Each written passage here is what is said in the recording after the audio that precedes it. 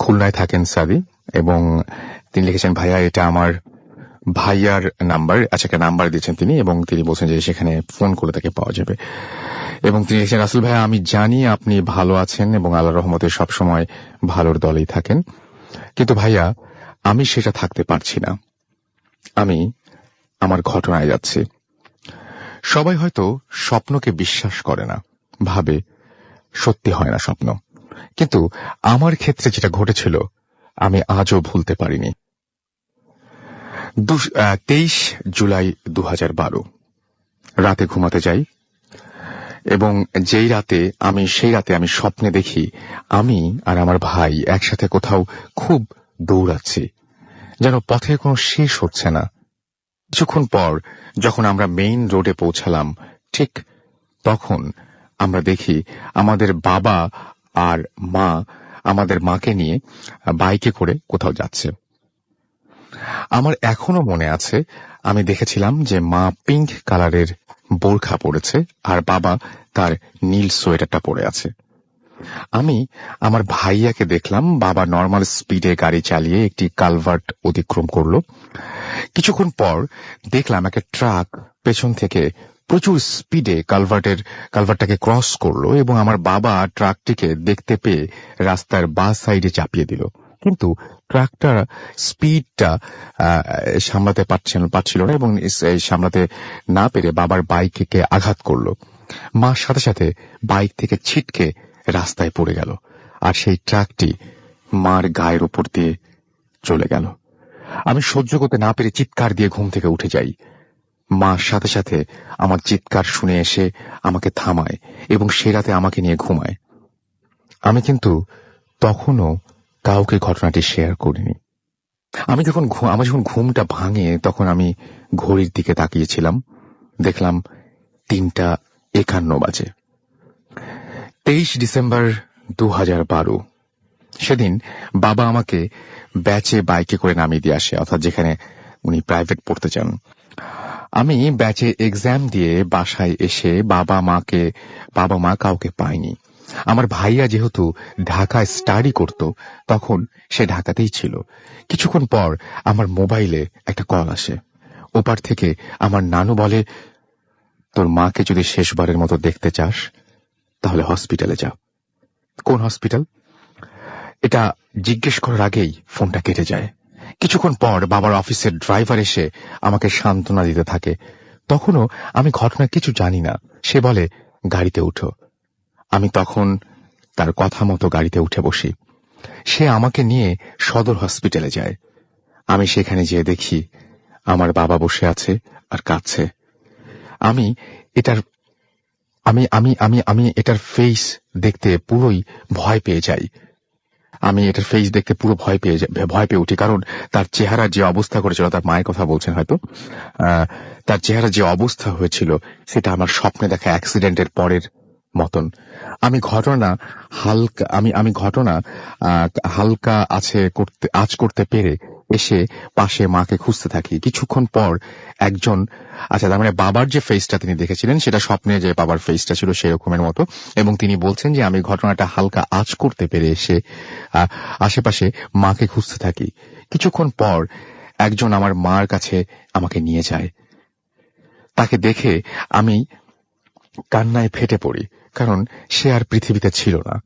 আর তার পোশাক দেখে আমি রীতিমতো ভয় পেয়ে যাই এবং ভয়ে বাকরুদ্ধ হয়ে যাই, কারণ তখন সে পরেছিল তার সেই পিঙ্ক কালারের বোরখা, এবং সেটা ছিল অ্যাক্সিডেন্টের পরের মতন রক্তাক্ত। পরে আর একটা কথা শুনে আমি 3 দিন বাকরুদ্ধ হয়ে যাই। যখন অ্যাক্সিডেন্টটা ঘটেছিল তখন সময় ছিল 3:51। ওখানকার এক প্রত্যক্ষদর্শীর মুখ থেকে এই সময়টা জানা।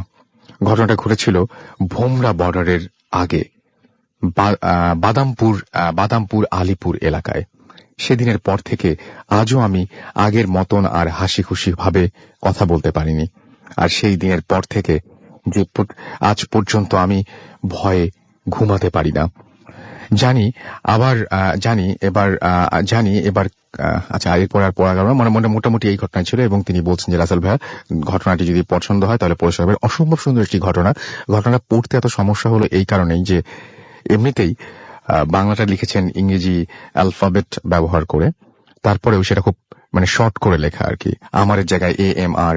সো এটা পড়তে অনেক সমস্যা হয়। তো আমি বলবো যারা লিখে পাঠাচ্ছেন তাদেরকে এটা না করতে, সম্ভব হলে বাংলায় লিখতে। আর না হলে যদি আপনি আসলে ইংরেজি অক্ষর ব্যবহার করে লেখেন তাহলে সেক্ষেত্রে পুরো শব্দটা লিখতে এবং বারবার করে একটু চেক করে নিতে যে স্পেলিং মিস্টেক আছে কিনা বা কোনো ধরনের কোনো ভুল কিছু হচ্ছে কিনা। এই গল্পটা, এই ঘটনাটা অনেক অনেক অনেক অনেক ভালো। থ্যাঙ্কস সাদি, আপনি যদি আরেকটু ইয়ে করে লিখতেন তাহলে অনেক ভালো হতো। এনিওয়েজ, মানে এটা অসম্ভব সুন্দর একটি ঘটনা।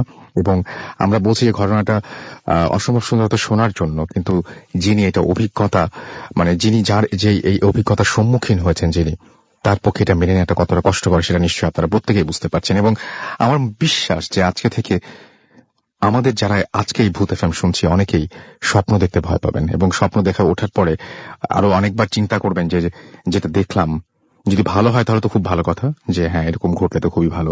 আর যদি খারাপ কিছু স্বপ্ন দেখেন তাহলে অবশ্যই আপনার মাথায় একটি বারের জন্য হলেও এই কথাটি আসবে যে আচ্ছা, যা দেখলাম তা কি আসলেও সত্যি হবে। আমরা চাই না। সবার জন্য অনেক অনেক শুভকামনা থাকলো, দোয়া থাকলো যে এরকম দুঃস্বপ্ন যেন কখনো সত্যি না হয়। এবং সাদির জন্য আমারও খুব মন খারাপ হচ্ছে যে এরকম ধরনের স্বপ্ন আসলে যেন কারো জীবনে কখনো সত্যি না হয়। মানে আমি এই ঘটনাটা যখন পড়ি আমি স্তম্ভিত হয়ে যাই যে স্বপ্ন সত্যি হতে পারে, কিন্তু এত বড় একটা দুঃসংবাদ বা এত বড় একটা ঘটনা ঘটে যেতে পারে, দুঃস্বপ্ন থেকে এত বড় একটা ঘটনা ঘটে যেতে পারে, এইটা যেন কারোর জীবনে কখনো না ঘটে। যাই হোক, আমার কাছে বেশ কিছু SMS রয়েছে, আমি সেই SMS গুলো পড়ে ফেলতে চাই। আমাকে ওমর ফারুক ঢাকা থেকে লিখেছেন যে আই লাভ ভূত এফএম। ডিজে সোলাইমান বোর্ড বাজার থেকে লিখেছেন আমি আর শহীদ একসাথে বসে তোমাকে শুনছি, খুব এনজয় করছি। আমাদেরকে লিটন SMS করেছেন ইকবাল জামালপুর থেকে। তারা সবাই মিলে একটা রুমে ভূত এফএম শুনছেন, সেটা আমাদেরকে জানিয়েছেন। আমাদেরকে এছাড়া জানিয়েছেন মাসুদ নরসিংদী থেকে। আমাদেরকে তাসনিম নারায়ণগঞ্জ থেকে SMS করেছেন। তার প্রথম SMS ছিল এবং প্রথম SMSটা আমি পড়ে ফেলছি। আলহামদুলিল্লাহ, যে আমাকে আর গালাগালি শুনতে হবে না, অনেকেরই প্রথম SMS আমি পড়ে ফেলছি ফার্স্ট টাইম। আমাকে আবির লিখেছেন। এছাড়া আমাকে শাহাদাত কক্সবাজার থেকে SMS করেছেন, তিনি এবং তার ফ্রেন্ড সজীব ভূত এফএম শুনছেন। নিয়ামুল আমাদেরকে SMS করেছেন আমাদেরকে দেখতে পাচ্ছি RM রনি। এছাড়াও অনামিকা আমাদের SMS করেছেন SMR। এছাড়াও শাকিল রাজ আমাদের SMS করেছেন পুরান ঢাকা থেকে। এছাড়া আমাদেরকে বাবু SMS করেছেন আমাদেরকে দেখতে পাচ্ছি আরো অনেকে। আপনি যদি SMS করতে চান তাহলে আমি তো নিয়মটি বলেছি, তারপর যারা এই মুহূর্তে জয়েন করেন তাদের জন্য বলি যে আপনি আপনার মোবাইলের মেসেজ অপশনে টাইপ করুন ফুর্তি, FOORTI ফুর্তি, স্পেস দিয়ে লিখুন আপনার নাম, স্পেস দিয়ে আপনার মেসেজ পাঠিয়ে দিন 9840 নাম্বারে। একটু আগে আমাদের কাছে এসেছিলেন নীল এবং অভি, এবং তারা একটা কেক নিয়ে এসেছেন এবং আমাদেরই একজন লিসেনার তিনি আমাদেরকে রেডিও ফুর্তিতে এই কেকটি পাঠিয়েছেন। আজকে তার জন্মদিন, নাম হচ্ছে রোজেন। তাকে জন্মদিনের অনেক অনেক অনেক অনেক শুভেচ্ছা, সামনের দিনগুলো অনেক সুন্দর হোক, অনেক অনেক শুভকামনা থাকলো আপনাদের জন্য। যাই হোক, আমরা চলে যাব এবার ঘটনায় এবং আমার সঙ্গে উপস্থিত আছেন আমাদের আজকের প্রথম অতিথি এবং তার কাছ থেকে আমরা জেনে নেব তার ঘটনাটি। এবং আমি প্রথমেই জেনে নেই যে আপনি আমাদেরকে কাইন্ডলি একটু বলবেন যে আপনি কোথা থেকে এসেছেন। হাই লিসেনার, আমি তুষার ধানমন্ডি থেকে আসতেছি। আমি একটি অস্ট্রেলিয়ান বাইং হাউসের দায়িত্বে আছি। তো রাসেল ভাই, প্রথমেই আমি আপনাকে যেমনটা বলছিলাম যে প্রায় 1 বছর ধরেই মানে ভৌতিস্টের কাছ থেকে অনুপ্রাণিত হয়ে আমরা 3 বন্ধু তুষার, টলিন এবং নাজমুল, তুষারের প্রথম অক্ষর টি, নাজমুলের প্রথম অক্ষর N এবং টলিনের প্রথম অক্ষর TNT দিয়ে আমরা একটা গ্রুপ খুলি, মানে ভৌতিস্ট হওয়ার উদ্দেশ্যে এই গ্রুপটা খুলি। তো 6 মাস ধরে আমরা এইটার যাত্রা ভালো মতো শুরু করছি। তো 6 মাস আগে যখন আমরা শুরু করি, আমাদের প্রথম পর্যায়ে আমরা যেভাবে শুরু করছিলাম সেভাবে হচ্ছে যে প্রাথমিক স্টেজে আমরা শক্তি বা সাহস সঞ্চার করার জন্য প্রাথমিক স্টেজে আমরা কিছু কিছু কাজ করি। যে ভৌতিষ্ঠ হবো, ওকে ফাইন, ঠিক আছে, আমরা প্রাথমিক স্টেজে কিছু কিছু কাজ করা দরকার।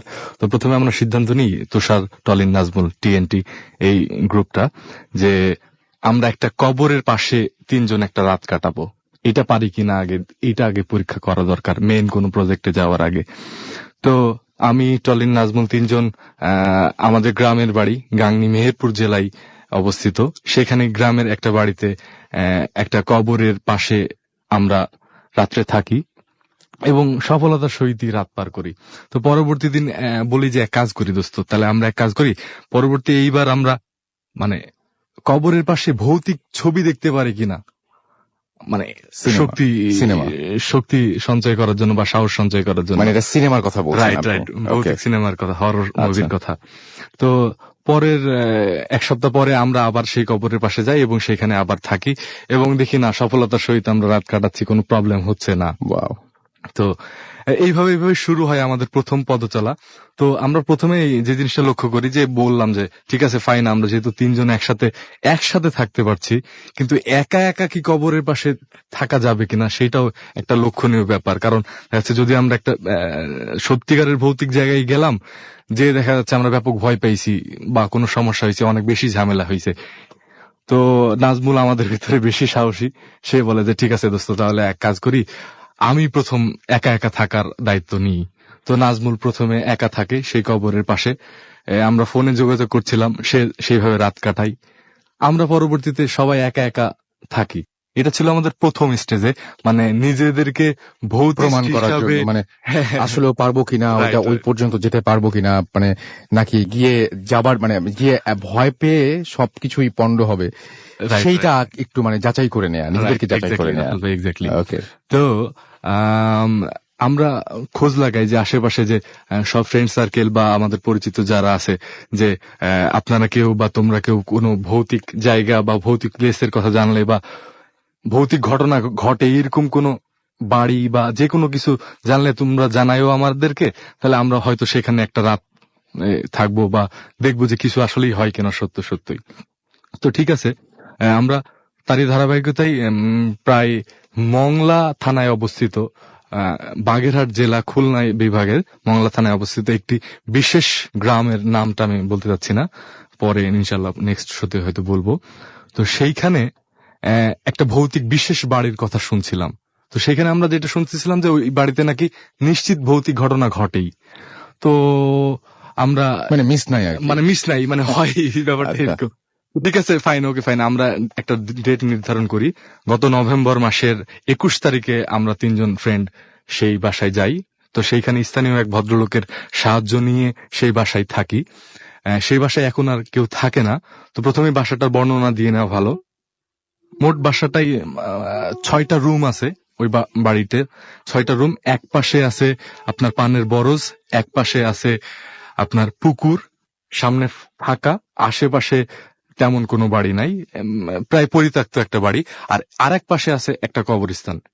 তো আমরা সন্ধ্যার পর বললাম যে ঠিক আছে ওকে ফাইন, আমরা ছোটখাটো যা যন্ত্রপাতি ছিল, মনে করেন টর্চ লাইট, ফ্লাক্সে চা, মোমবাতি, হাবিদাবি, এই সকল আমরা জিনিসপত্র নিয়ে আমরা সেই বাসায় সন্ধ্যার পরে যাই।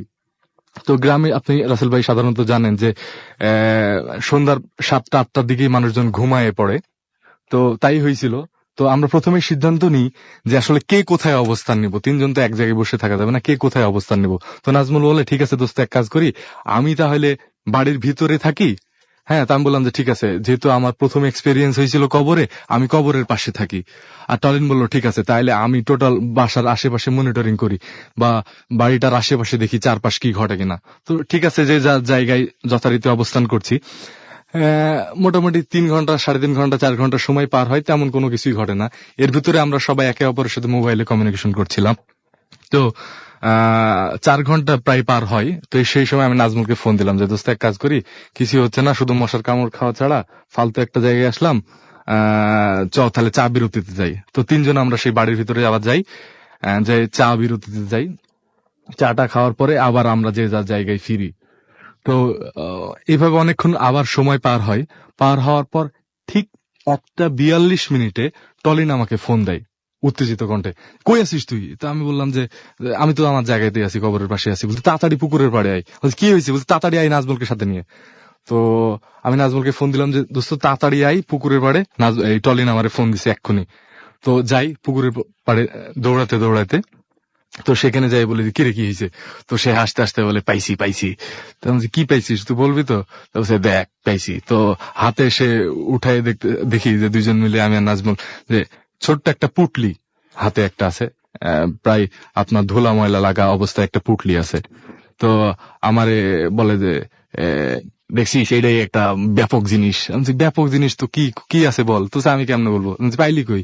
তো বললো দুইটা কুকুর টানাটানি করছিল ওই পাশেই, গর্তের পাশেই, তো আমি তোর তাড়াই দিয়ে পুটলিটা নিলাম। তো বলছে, এইটা দেখাইতে তুই নিয়ে আসছিস, তো যাই হোক তো খোল দেখি কি আছে।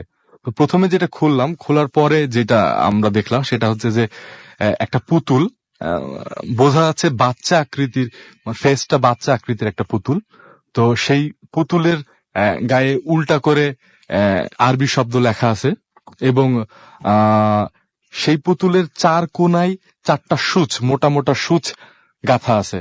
গেল এই পুটলিতে এটা ছিল, আর সাথে ছিল হচ্ছে আপনার কিছু চুল ছিল, আর কিছু কাগজ ছিল, আর ছোট ছোট কিছু ফল ছিল। তো এই কাগজে উল্টা করে আরবি শব্দ ছিল। তো এটা বুঝতে অসুবিধা হইলো না যে এইটা ব্ল্যাক ম্যাজিকের কোনো এই পাইছিস, তো ঠিক আছে ভালো কথা। তো আমরা আবার যে যার জায়গায় ফিরি। তো আমি ফিরতেছিলাম, হাতে টর্চ লাইট ছিল। তো ফিরতে ফিরতে ফিরতে হঠাৎ যেই ফিরছি লাইট মারতে মারতে, আমার লাইট পড়ে হচ্ছে কবরের পাশে।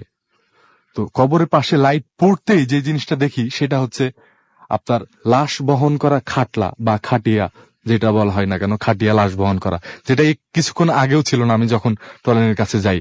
তো আমি জাস্ট লাইট অন আছে, আমি সেই মুহূর্তে কি করব বুঝতে পারছি না যে কি হইলো না কি হইলো। এবং স্পষ্ট আমি দেখতে পাচ্ছি আলোতে খাটিয়ার ভিতরে একটা লাশ, বা লাশ ছিল কিনা জানি না, একটা কাপড় দিয়ে ঘেরা জড়ানো একটা লাশই হয়তো ছিল। তো সেই লাশটা শুয়ে আছে। তো সেই সময় আমার কি করব বা কি করা উচিত আমি ঠিক বুঝতে পারছিলাম না। কাপড়টা কিরকম ছিল? কাপড়টা ছিল কালো কাপড় দিয়ে। সাধারণত এতদিন শুনছি ভূতের গল্পে বা বিভিন্ন জায়গায় যে সাদা কাপড় দিয়ে থাকে নাকি। তো জাস্ট দেখলাম যে যেহেতু লাইটের আলো পড়ছে, কালো কাপড় দিয়ে সেইটা পেঁচানো, দেহ পেঁচানো আছে। রাইট রাইট এক্স্যাক্টলি, দেহ পেঁচানো আছে। আচ্ছা, তো জাস্ট মুহূর্তের মধ্যে ঘটনা ঘটলো, 2-3 সেকেন্ড বা 5 সেকেন্ড হতে পারে সর্বোচ্চ। আমি যেটা দেখলাম, আমি তখন কি করব বা কি করা উচিত, এত মানে পূর্ব প্রস্তুতি নিছি, এই হব সেই হব হ্যান হব ত্যান হব, কিন্তু সামনাসামনি এরকম দেখবো কখনোই ভাবতে পারিনি। তো জাস্ট দেখলাম যে সেই দেহ, যেই পেঁচানো বডিটা ছিল, সেই বডিটা আস্তে আস্তে উঠে বসতেছে। তো এমন সময় আসলে আমার কি করা উচিত বা কি করব বুঝতে পারছিলাম না। তো আমি জাস্ট দৌড় দিই ভিতরে, আমার আর সাহসে সেইটা দেখার সুযোগ মানে সাহস হয়নি।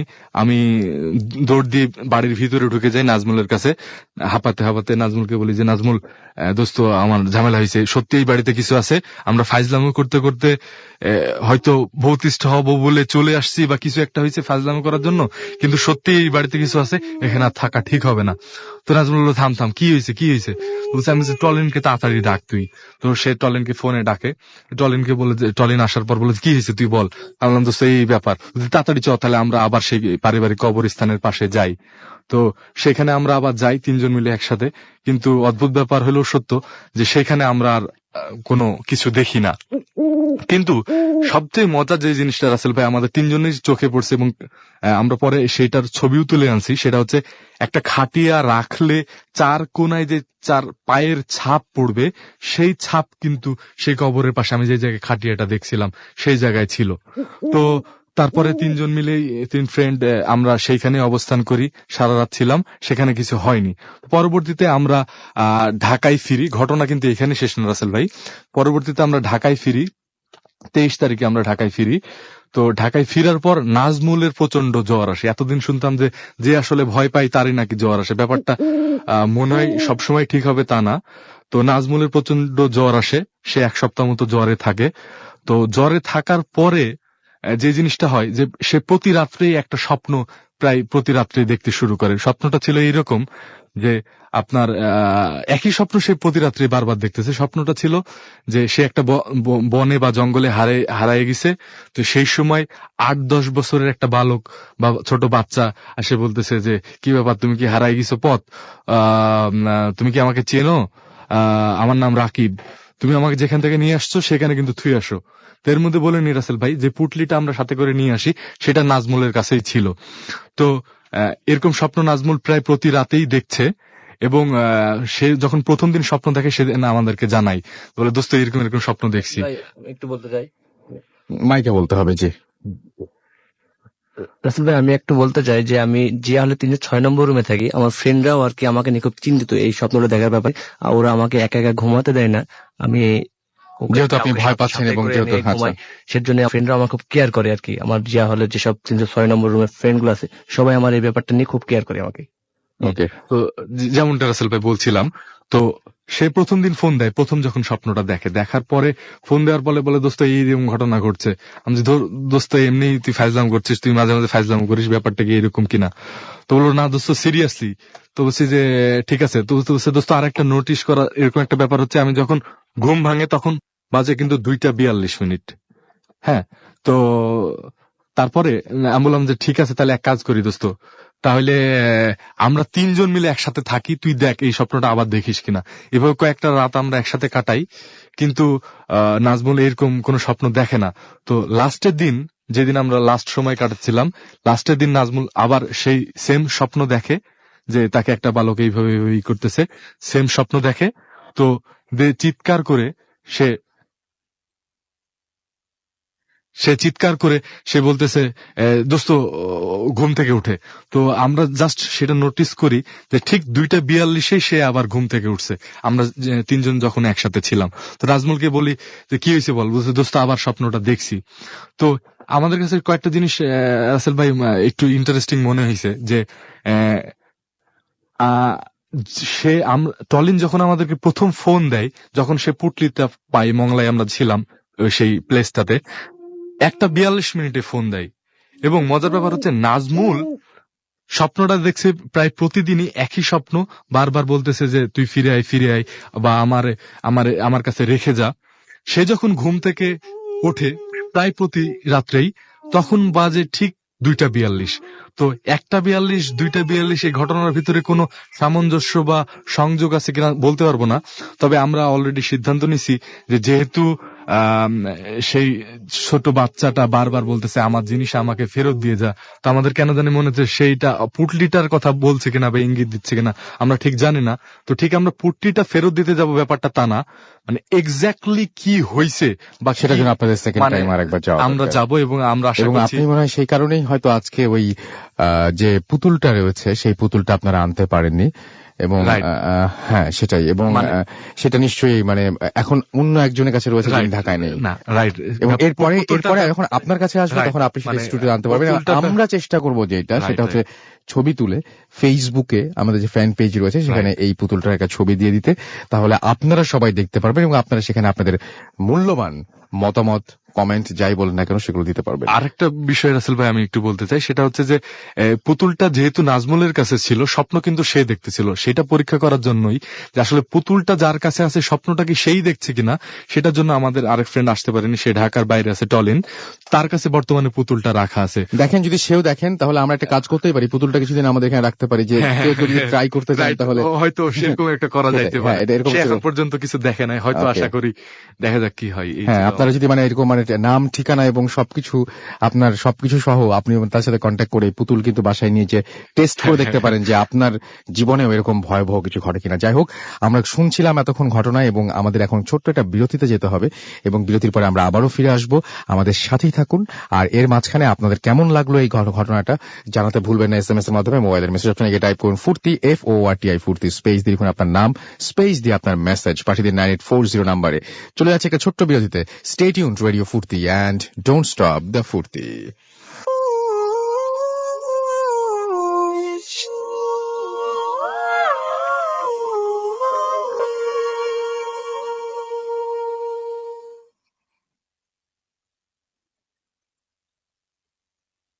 Hot FM, haunted by Airtel.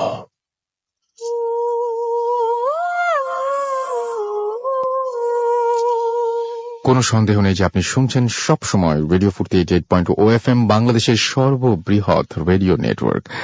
আর কোনো সন্দেহ নেই যে চলছে ভূত এফএম হন্টেড বাই এয়ারটেল। আমি রাসেল আছি সাথে, এবং সঙ্গে রয়েছে মাসুম এবং আজকের অতিথিরা। এই সমস্ত বিষয়ে সন্দেহ না থাকলে যে সমস্ত ঘটনাগুলো শুনছেন সেগুলো নিয়ে আপনাদের মাঝে মাঝে সন্দেহ হয়, সেটা আমি জানি, আপনারা SMS করেও জানান।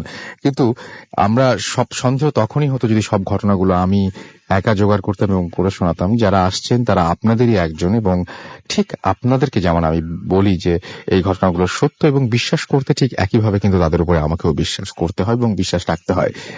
আপনি যেরকম শুনছেন তাদের কাছ থেকে বিশ্বাস রাখছেন, যখন প্রথম তারা ইমেইল করেছিল বা আপনি যখন ইমেইল করেন তখন আপনার উপরে কিন্তু আমার সেই বিশ্বাসটা রাখতে হয়। অনেক যাচাই বাছাই হয় এবং অনেক যাচাই বাছাই করে যারা নির্বাচিত হন তাদের উপরে যখন পূর্ণ বিশ্বাস আসে তখনই তারা স্টুডিও পর্যন্ত আসেন বা তাদের ঘটনাগুলো আমরা শেয়ার করি। এনিওয়েজ, আমরা কিছু SMS পড়বো। মাইন আমাদের SMS করেছেন এবং তিনি বলছেন, রাসেল ভাই প্লিজ টেল দিস, আচ্ছা অন এয়ার, আচ্ছা সেটা হচ্ছে কেউ যদি খারাপ স্বপ্ন দেখে তার করণীয় হলো যে ঘুম থেকে উঠে বাম দিকে 3 বার ফু দেয়া এবং 3 বার বাম দিকে, তার মানে আচ্ছা বাম দিকে 3 বার ফু দেয়া বা 3 বার থুতু ফেলা। আচ্ছা, তারপরে SMS টুকু আর আসেনি, কিন্তু আমি জানি না যে এরকম কোন ধরনের কোন নিয়ম কানুন আছে কিনা, আমার জানা ছিল না, বাট আমাদেরকে এটা জানিয়েছেন মাইন। আমাদেরকে সোলাইমান রাজশাহী থেকে লিখেছেন যে ভাই আমি সব সময় আপনাকে শুনি, ফ্রাইডের জন্য সব সময়ই ওয়েট করে থাকি এবং আমার SMS কখনো পড়া হয় না কেন? আই লাভ ভূত এফএম। আজকে পড়ে ফেলাম। আই এম রিয়েলি সরি যে আপনার SMS এতদিন পর্যন্ত পড়তে পারিনি, বাট যে মুহূর্তে আপনার SMS টি চোখে পড়েছে আমি কিন্তু পড়ে ফেলেছি। সো আমি যাদের SMS পড়তে পারছি না, আমি সত্যি সরি সেই কারণে যে সব SMS হয়তো পড়া সবসময় সম্ভব হয় না, বাট কোন SMS কখন সামনে চলে আসবে এবং পড়া হয়ে যাবে সেটা আমি আসলে বলতে পারি না। আমাকে সোহেলি SMS করেছেন, সোহেলি এবং নাহিদ সিলেট থেকে, এবং তারা দুজন হাজবেন্ড ওয়াইফ মিলে ভূত এফএম শুনছেন, তারা নিয়মিত শোনেন আমাদের সাথে। থ্যাংক ইউ আমাদের সাথে থাকার জন্য। এবং অনামিকা আমাদের ফরিদপুর থেকে লিখেছেন, ভাইয়া স্টোরিটা ভালো ছিল, থ্যাংক ইউ। আমাদেরকে রাব্বি কুষ্টিয়া থেকে লিখেছেন, কুষ্টিয়া ভেড়ামারা থেকে, যে আমি এবং আমার বন্ধুরা মিলে ভূত এফএম শুনছি, এটা আমার ফার্স্ট SMS, পড়বেন প্লিজ। আমি পড়ে ফেললাম। আমাদেরকে রিপা লিখেছেন, রাসেল ভাই আমি এই গল্প শুনে, ভূত এফএম গল্প শুনে ভীষণ ভয় পাই, এমন যে প্রথম এই ভূত এফএম এর গল্প শুনে একদিন রাতে স্বপ্ন দেখি এবং ভয় পেয়ে কেঁদে উঠি। আচ্ছা, অনেকে কিন্তু বলেন যে ভূত এফএম শোনার পরে নাকি দুঃস্বপ্ন দেখেন। আমি জানি না যে আপনাদের এরকম হয় কিনা। ফরিদ আমাদের SMS করেছেন এবং তিনি বলেছেন যে ফার্স্ট SMS পাঠালাম, থ্যাঙ্কস আপনার প্রথম SMS এর জন্য। এবং তিনি বলছেন যে আমি ভূত এফএম এ নিউ কামার, এই প্রথম স্মল, আচ্ছা তার মানে ছোট, তার যে একজন নিস আছে তার মাধ্যমে তিনি এই খবর পেয়েছেন ভূত এফএম এর, এবং তখন থেকে তিনি শুনছেন এবং আমাদের সঙ্গে রয়েছেন।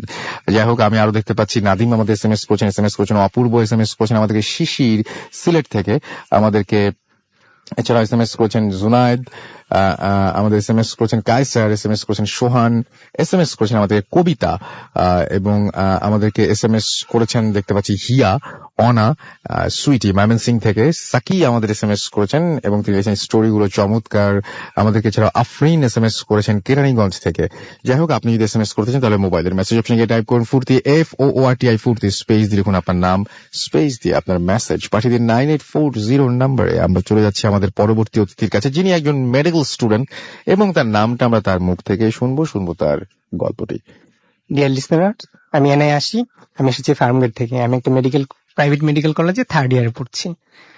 আমি যে ঘটনাটা বলবো এটা আমার জীবনে ঘটা তৃতীয় ঘটনা। ঘটনাটা ঘটে হচ্ছে 2013 সালের ফেব্রুয়ারি মাসের 15 তারিখ। ঘটনার দিন ছিল শুক্রবার, আর ঘটনাটা ঘটে হচ্ছে আমার কলেজ বিল্ডিং এ। আমি ঘটনা যাওয়ার আগে আমার বিল্ডিংটা একটা বর্ণনা দিই। আমাদের কলেজ যে বিল্ডিংটা সেটা হচ্ছে 12 তলা, এর 3 তলা হচ্ছে আমাদের অ্যানাটমি ডিপার্টমেন্ট, 6 তলাতে হচ্ছে ক্যান্টিন, আর 10 এবং 12 তলাতে হচ্ছে আমাদের মেয়েদের হোস্টেল, আর কলেজ বিল্ডিং এর পাশে আমাদের বয়েজ হোস্টেল। তো যেহেতু মানে মেয়েদের হোস্টেল কলেজ বিল্ডিং এ, সেহেতু আমাদের নিয়ম ছিল 9:30টার মধ্যে আমাদের ছেলেদের খাওয়া দাওয়া শেষ করে চলে আসতে হতো ক্যান্টিন থেকে। তো শুক্রবার দিন আমি নীল খেতে যাই, ওখান থেকে আর কি কিছু বই কেনাকাটা করার জন্য। আমার বই টই কিনে ব্যাক করতে 10:30টা বেজে যায়। তো তখন আমি বাইরে থেকে কিছু খেয়ে আসি নাই, আইসা দেখি যে হোস্টেলে সবাই খাওয়া দাওয়া শেষ করে ফেলছে অলরেডি। তো আমি একাই গেলাম খাওয়ার জন্য। তো নিচে দারোয়ান আঙ্কেল ছিল, উনি বললো যে মামা এত লেট হয়েছে কেন, তাই আমি ওকে বললাম যে নীলক্ষেতে গেছিলাম, ওখানে একটু দেরি হয়ে গেছে। তো উনি কিছু বললো না, আমাকে গেট খোলা দিল। আমি সোজা চলে গেলাম 6 তলায় ক্যান্টিনে। তো ওখানে মান্নান ভাই ছিল, উনি আমাদের ক্যান্টিন বয়। তো উনি আমাকে মানে সবকিছু ব্যবস্থা করে দিল। আমি খাওয়া দাওয়া শেষ করতে করতে আমার 11:30 বাজছে। তো 11:30 আমি খাওয়া দাওয়া শেষ করে আমি 3 তলায় নামলাম, মানে যেখানে আমাদের অ্যানাটমি ডিপার্টমেন্ট। তো নামার সময় আর কি হঠাৎ করে আমি আমাদের যে ডিসেকশন রুমটা আছে, মানে ওইদিকেই সিঁড়ির পাশে ডিসেকশন রুমটা ছিল, তো ওখানে খেয়াল করলাম। দেখি আমার কাছে মনে হচ্ছে যে দরজাটা একটুখানি খোলা। তো আমি চিন্তা করলাম আমাদের লাইটিং ব্যবস্থা অনেক ভালো ছিল, প্রত্যেকটা তালায় সন্ধ্যার পর থেকে ভালো লাইটের ব্যবস্থা, যে এটা কি আমার চোখের ভুল না সত্যি খোলা। শুধু এটা আর কি দেখার জন্য দরজার সামনে গেলাম, গিয়ে দেখি যে না, দরজাটা অল্প একটু খোলা। তা আমার মনে তখন কোনো ভয় নেই আর কি। নর্মালি আমি দরজাটা ধরে একটা ধাক্কা দিয়ে দরজা খুলে ফেলছি, মানে আস্তে আস্তে খুলে একবারে খুলে ফেলছি। তো দরজা খোলার পর মানে দরজা বরাবর বাইরে থেকে যে লাইটের আলোটা যায়, মানে টোটাল সাদা আলোটা, আমি একদম ক্রিস্টাল ক্লিয়ার দেখতে পাইলাম যে আমাদের 2টা ডেড বডি, একটা হচ্ছে মেল ডেড বডি, একটা ফিমেল ডেড বডি। আমাদের ঠিক মেল ডেড বডিটা দাঁড়ায় আছে, উনি এরকম পজিশনে দাঁড়াইছে যে ধরেন একটা শব্দ হইলে একটা মানুষ ঘাড় ঘুরায় পিছনে তাকায় না, ঠিক ওরকম ভাবে দাঁড়ায় আছে। তো আমার চোখটা সরাসরি ওনার চোখের দিকে।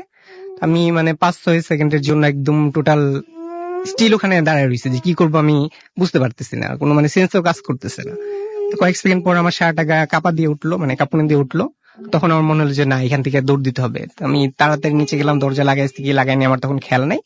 এক দৌড়ে নিচে একদম নিচতলায় গার্জিয়ানদের বসার জন্য বেঞ্চ পাতা থাকে, তো ওখানে গিয়ে বসে হাঁপাচ্ছি। তো বাইরে থেকে দারোয়ান আঙ্কেল দেখা ভিতরে আসলে, এসে বললো যে মামা কি হয়েছে তোমার, মানে কিছু দেখছো নাকি, ভয় পাইছো নাকি? তাই মনে আর কিছু বললাম না, শুধু বললাম যে 1 গ্লাস পানি খাওয়াইতে পারবেন আঙ্কেল? তো উনি আমার 1 গ্লাস পানি নিয়ে এসে দিল। তাই আমি পানি টানি খাইলাম, ওখানে 5 মিনিটের মতো বসে ছিলাম। যখন একটু ইজি হলাম তখন ওনাকে বললাম যে আঙ্কেল আমাকে একটু হোস্টেল পর্যন্ত আগায় দিয়ে আসতে পারবেন? তো উনি আমাকে হোস্টেল পর্যন্ত আগায় দিয়ে আসলো। তো আমাদের হোস্টেলে তখন আমার রুমমেট ছিল অনিক, অবি, বনফুল, মারুফ। তো ওরা আর কি আসলো, এসে আর কি আমার নিয়ে গেল হোস্টেলের রুমে। তো ওরা জিজ্ঞেস করতেছে, প্রচুর ভাবে জিজ্ঞেস করতেছিল কি হয়েছে তোর, তুই মানে এরকম করতেছিস কেন আর কি। তো আমি ওদেরকে আর কিছু বলি নাই, আমি বললাম যে কিছু হয় না ওরকম, মানে কথাটা কাটায় নিয়ে গেলাম। তো সেদিন রাত্রে আমার প্রচন্ড জ্বর আসছে এবং পরের দিন আমার প্রচন্ড জ্বর ছিল। তো তার কিছুদিন পরে আর কি আমি হোস্টেলটা ছেড়ে দিই। রাসেল ভাই, এটা ছিল আমার জীবনে ঘটা 3য় ঘটনা। ওকে, আপনাকে অনেক ধন্যবাদ আপনার ঘটনার জন্য, এবং অনেক চমৎকার একটা ঘটনা। আরো অনেক চমৎকার ঘটনা আজকে রয়েছে কিন্তু, এবং আমি প্রতিবার যেটা বলি সেটা আজকেও বলবো যে রাত যত বেশি হবে তত বেশি আমাদের ভয়ের মাত্রা বেড়ে যাবে আশা রাখি। তো আমাদের সঙ্গেই থাকুন, এবং আশা করছি যে আপনারা ভোলেননি যে কিভাবে আমাদের সাথে কমিউনিকেট করতে হবে। আমি আরো একবার জানিয়ে দিচ্ছি, আমাদের সাথে যদি আপনি SMS এর মাধ্যমে কমিউনিকেট করতে চান, তাহলে আপনার মোবাইলের মেসেজ অপশনে গিয়ে টাইপ করতে হবে ফুর্তি, FOORTI, ফুর্তি, স্পেস দিয়ে লিখতে হবে আপনার নাম, স্পেস দিয়ে আপনার মেসেজ পাঠিয়ে দিতে হবে 9840 নাম্বারে। যদি আপনি চান যে আমাদেরকে ইমেল করবেন, তাহলে আমাদের ইমেল অ্যাড্রেসটি মনে রাখুন। আমাদের ইমেল অ্যাড্রেস হচ্ছে bhutfm@radiofurti.fm, which is BHOOTFM@radioFOORTI.fm। এখানে নাম, ঠিকানা এবং ফোন নাম্বার সহ আপনার জীবনের সেরা ঘটনাটি, আপনার জানা বা আপনার একদম সরাসরি অভিজ্ঞতা হয়েছে এরকম ঘটনা পাঠিয়ে দিন আমাদের কাছে। এবং আপনারা অবশ্যই শুরুতে উল্লেখ করুন যে এই ঘটনাটিকে আপনারা স্টুডিওতে এসে শেয়ার করতে চান, নাকি আপনারা চান যে আপনাদের হয়ে আমরাই ঘটনাটা পড়ে দেবো। যারা দেশের বাইরে রয়েছেন তাদেরকে অনুরোধ করব যে সরাসরি আমাদেরকে অডিও ক্লিপ পাঠিয়ে দিন, অর্থাৎ আপনার মোবাইল ডিভাইস দিয়ে বা অন্য কোনো ভাবে আপনার ঘটনাটি রেকর্ড করে ফেলুন, কম্পিউটারে হেডফোন দিয়ে বা যেভাবে হোক, আপনি যেটা সুবিধা মনে করেন আপনি রেকর্ড করে সেই অডিও ক্লিপটি আমাদের কাছে পাঠিয়ে দিন। আমরা যদি সেটা সিলেক্টেড হয়, ডেফিনেটলি আমরা সেটা প্লে করব। এবং যাদের সুযোগ রয়েছে, আমি আজকেও আমি একটু পরে আপনারা জানতে পারবেন যে বাংলাদেশের বিভিন্ন জায়গা থেকে সবসময় ভূত এফএম অনেকে আসেন। আমরা চেষ্টা করছি তাদের পৌঁছানোর জন্য তাদের কাছে, এবং ভূত এফএম নিয়ে যে এই বছরে কত কত প্ল্যান রয়েছে সেটা আপনারা চিন্তা করতে পারবেন। ফেব্রুয়ারি থেকে শুরু হয়ে যাবে ইনশাল্লাহ। এবং আমিও চাইবো যে আপনারা যাদের এখন পর্যন্ত মানে সম্ভব, তারা সরাসরি এসেই ঘটনা শেয়ার করুন, এবং যাদের সম্ভব নয় তারা ইমেইল করুন। আর দেশের বাইরে যারা রয়েছেন তারা তো অডিও ক্লিপের মাধ্যমে আমাদেরকে ঘটনা পাঠাতে পারেন, সুতরাং দূরে থেকেও একদম আমাদের কাছে। যাই হোক, আমরা কিছু SMS পড়ে ফেলেই ফাঁকে। আমাদেরকে কমল SMS করেছেন চাঁপাইনবাবগঞ্জ থেকে, লিখেছেন যে দারুণ হচ্ছে আজকে ভূত এফএম।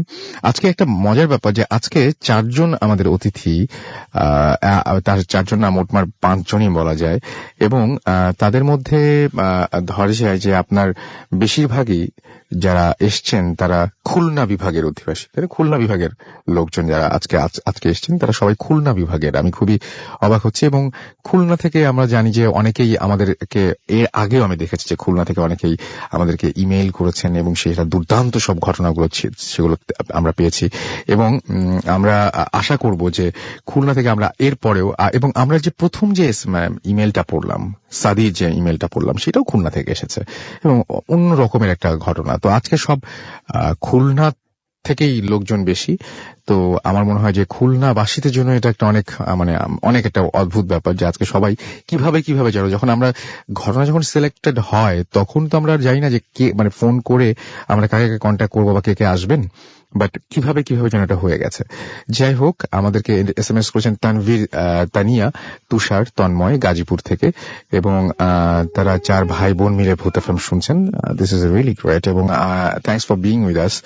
এবং আশা করছি যে রেগুলার এই 4 জনকে আমরা প্রতি শুক্রবারে রাত 11:59 পেয়ে যাব।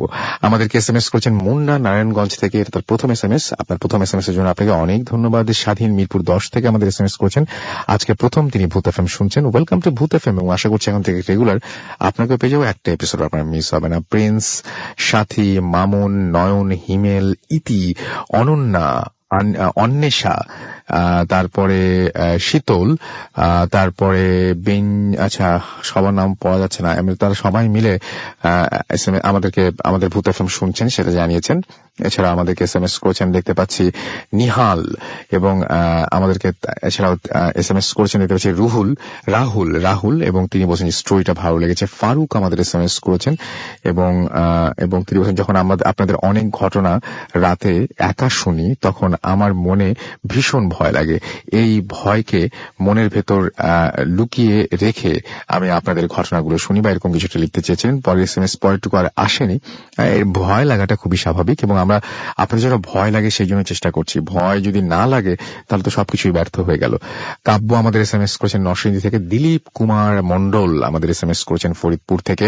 এছাড়া আমাদের রোকন SMS করেছেন উপশহর রাজশাহী থেকে। আমাদেরকে SMS করেছেন জামি, এবং SMS করেছেন আমাদেরকে আলমগীর। SMS করেছেন আমাদেরকে দেখতে পাচ্ছি MA আমিন, নওয়াব, আচ্ছা এটা সাতক্ষীরা থেকে SMS করেছেন। লোপা আমাদের SMS করেছেন খুলনা থেকে, এবং আমাদের SMS করেছেন আরো অনেকেই। আপনি যদি SMS করতে চান তাহলে মোবাইলের মেসেজ অপশনে গিয়ে টাইপ করুন ফুর্তি, FOORTI, ফুর্তি, স্পেস দিয়ে লিখুন আপনার নাম, স্পেস দিয়ে আপনার মেসেজ পাঠিয়ে দিন 9840 নাম্বারে।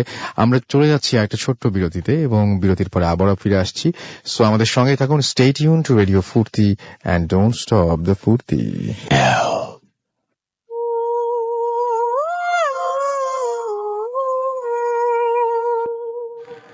শুনছেন সব সময় রেডিও ফুর্তি। ঘড়িতে সময় রাত 12:47। আমি রাসেল আছি, সাথে আমাদের সাথে রয়েছেন আজকের অতিথিরা।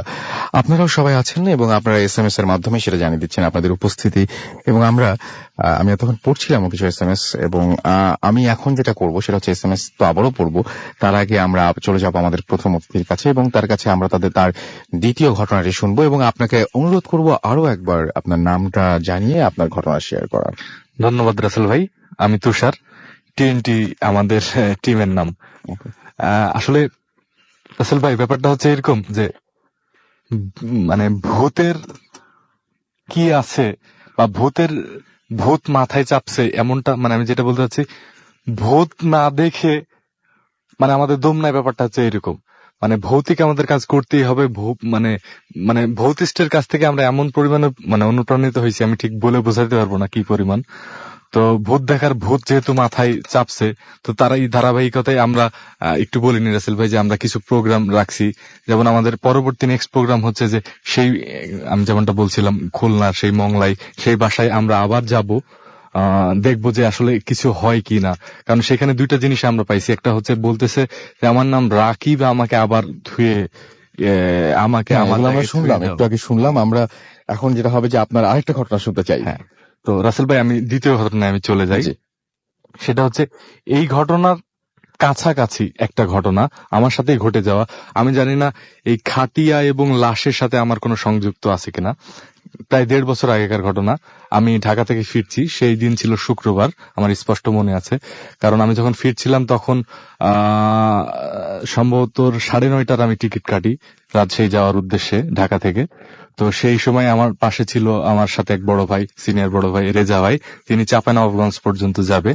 তো আমরা উঠি, ওঠার সময় আমার মনে মনে আফসোস হলো যে আজকে যেহেতু শুক্রবার রাস্তায় থাকবো, ঠিক মতো নেট পাবে না, সম্ভবত ভূত এফএমটা আজকে আমার আর শোনা হবে না। তো এইভাবে আফসোস নিয়ে ঢাকা ত্যাগ করলাম। তো আমি যখন রাজশাহীতে পৌঁছাই, রাজশাহী কাজলা রাজশাহী ইউনিভার্সিটির পাশেই একটা এলাকা, যারা রাজশাহী থেকে শুনছেন তারা খুব ভালো মতোই বুঝতে পারছেন। তো কাজলার আশেপাশেই আমার বাসা। তো রেজা ভাই চাঁপাইনবাবগঞ্জ পর্যন্ত চলে যাবে। তো আমাকে রেজা ভাই বললো, তো তুষার তুমি এক কাজ করো, নতুন যেহেতু ল্যাপটপ কিনছি, তুমি ল্যাপটপটা সাথে নিয়ে যাও, পরে আমাকে কালকে দিয়ে দিও, আমি কালকে আবার রাজশাহীতে ফিরবো। তো এক হাতে আমার ব্যাগ ছিল আর এক হাতে রেজা ভাইয়ের ল্যাপটপ নিয়ে আমি বাসায় ফিরছি। এই সময় আম্মাকে ফোন দিয়ে বলি যে আম্মা, আমি কাজলা পর্যন্ত নামছি, তুমি গেট খুলে রাখো, আমার আর 4-5 মিনিট লাগবে হেঁটে আসতে। তো আমি রওনা দিই। কাজলা থেকে ভিতরে যাইতেই ধরমপুর নাম যে গ্রাম, সেই গ্রামের ভিতর দিয়ে একটা চিকন রোড আছে যেখানে রিক্সা টিক্সা দিয়ে যাওয়া যায়। তো যাচ্ছিলাম, এই সময় হাঁটতে হাঁটতে দেখি 2টা কুকুর আমার পাশে আসে। তো আমি মনে মনে বলছি যে আচ্ছা ঠিক আছে, 2টা কুকুর যেহেতু আসছে, কুকুর দেখা মনে হয় খারাপ না, ভালোই শুনছি এর আগে আমি শুনছি কুকুর এবং সাপ এই দুটো কিন্তু মানে অন্য ব্যাখ্যা আছে কিন্তু। আচ্ছা যাই হোক, আমি শুনিনি, যাক ভালো হয়েছে সেই সময় না শোনা। তাই হ্যাঁ, আমি জানতাম যে বিড়াল দেখা খারাপ। এনিওয়ে, তো আমি কুকুর দেখে বলছি আচ্ছা ঠিক আছে। তো আস্তে আস্তে গান গাইতে গাইতে যাচ্ছি, ভিতরে একটু ভয় ভয়ও লাগছে।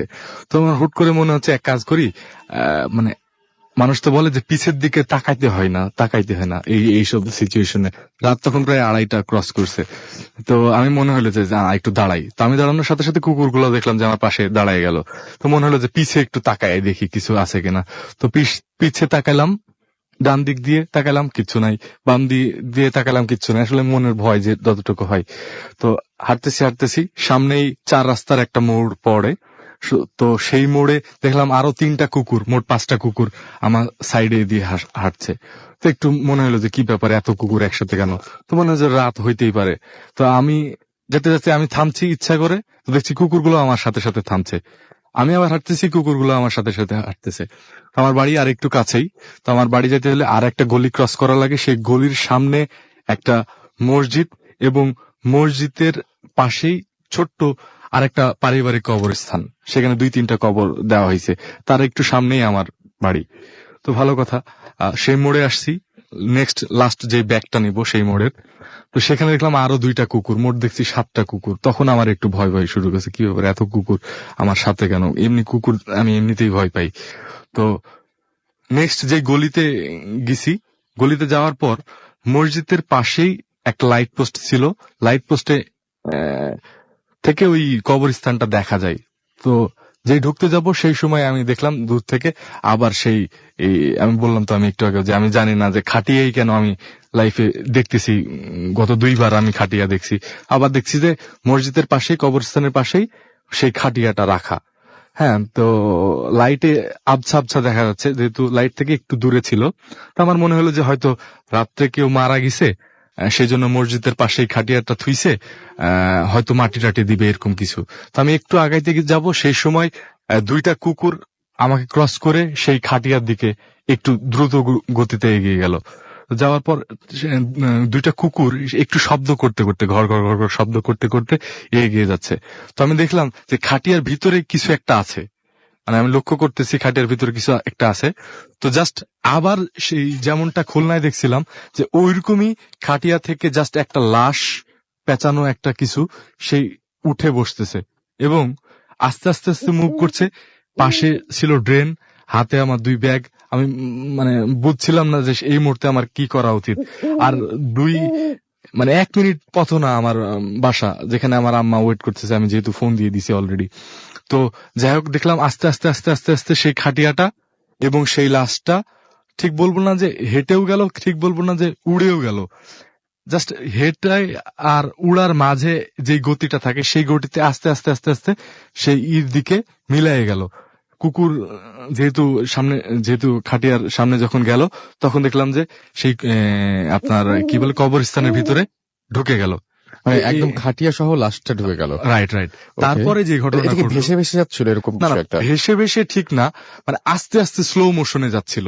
আচ্ছা, হ্যাঁ, তো জাস্ট কয়েক সেকেন্ডের ভিতরে ঘটনাটা ঘটছে এরকম। তো আমি এখন মানে আমি বুঝতেছিলাম না যে কি করব বা কি করা উচিত। তো জাস্ট যেহেতু আমার আরেকটু আমার বাড়ির দূরত্ব, তো আমি জাস্ট ওইদিকে না তাকানোর চেষ্টা করে আমি আমার বাড়ির দিকে যাওয়ার চেষ্টা করলাম, কিন্তু বারবারই ওইদিকে চোখ যাচ্ছিল, বারবারই ওইদিকে চোখ যাচ্ছিল। তো আমি বাড়িতে জাস্ট ক্রস করি, তো সেই সময় আমার তার সাথে তখনও 2টা কুকুর ছিল, বাদ বাকি কুকুরগুলা সেই কবরস্থানের সাথে থেকে গেছে। তো আম্মা দেখছি গেট খুলে শাটার খুলে দাঁড়ানো আছে। তো আম্মা বলছে ঠিক আছে আসছিস, আয় ভিতরে ঢোক তাড়াতাড়ি। তো আম্মার চোখ দেখে আমি বুঝলাম যে আম্মা আমার পিছে কিছু একটা দেখছে। মানে আপনি আপনার যদি সামনে দাঁড়ায় থাকি, আপনি যদি পিছে কিছু দেখেন, সামনে চোখ চলে গেলে মানে পিছে কিছু দেখছে, আম্মার চোখ দেখে সেটা আমি বুঝছি। কি দেখছে সেটা আমি বুঝিনি। তো আম্মা বললো তাড়াতাড়ি ভিতরে ঢোক। তো আমি সহ আম্মা সহ ঢুকে গেলাম। তো পরদিন আম্মা বলতেছে, আমি আম্মাকে বলছি সকালে নাস্তার সময় যে আম্মা কি ব্যাপার, কালকে রাত্রে কি হয়েছে। আম্মাকে আমি আগে আমার প্রথম কথাটা বলিনি যে দেখি, কারণ আমি রাত্রে যখন শুইলাম তখন মনে হলো যে নিশ্চিত আজকে ভূত এফএম শোনার কথা ছিল, শুনিনি। আমি এটা নিয়ে জল্পনা করছি, আমার হ্যালুসিনেশন হয়েছে, তাই আমি ব্যাপারটাকে এড়াই গেছি, রাত্রে ওইটা বলেই ঘুমানোর চেষ্টা করছি।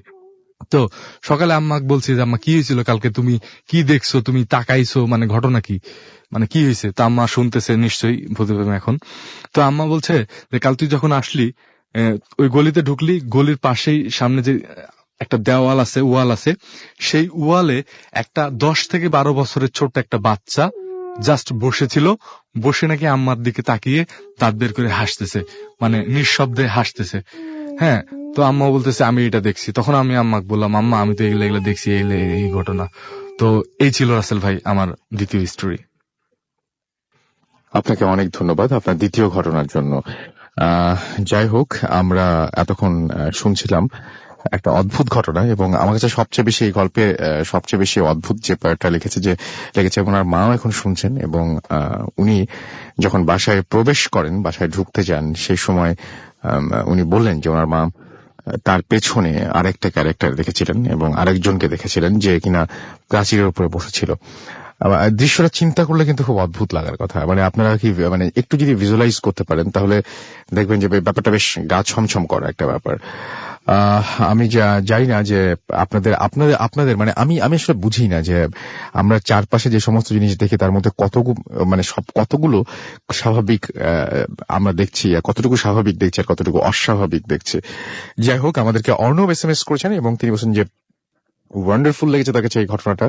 হিল্লুল আমাদের ময়মনসিংহ থেকে SMS করেছেন, তিনি এবং তার ওয়াইফ অনন্যা একসাথে ভূত এফএম শুনছেন।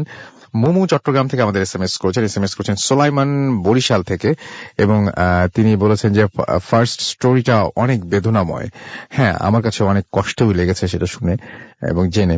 তৌহিদুল ইসলাম বরিশাল থেকে আমাদের SMS করেছেন এবং তিনি বলছেন প্লিজ মেসেজটা পড়েন, এবং আমাদেরকে দেখতে পাচ্ছি আরিফ SMS করেছেন বিলদহর থেকে, আমাদেরকে SMS করেছেন রুবেল, SMS করেছেন আমাদেরকে দেখতে পাচ্ছি জাহিরুল ভাই, এবং আমাদের SMS করেছেন এছাড়াও দেখতে পাচ্ছি আদিল জুয়েল কবির, এবং এছাড়াও SMS করেছেন আমাদেরকে দেখতে পাচ্ছি মাহিন টাঙ্গাইল থেকে, সো হরেবল নাইট, এবং আমাদেরকে SMS করেছেন দেখতে পাচ্ছি এছাড়াও MC রে, এবং আমাদেরকে SMS করেছেন দেখতে পাচ্ছি আচ্ছা, তিনি বলছেন যে I don't want to get killed on the way to the toilet.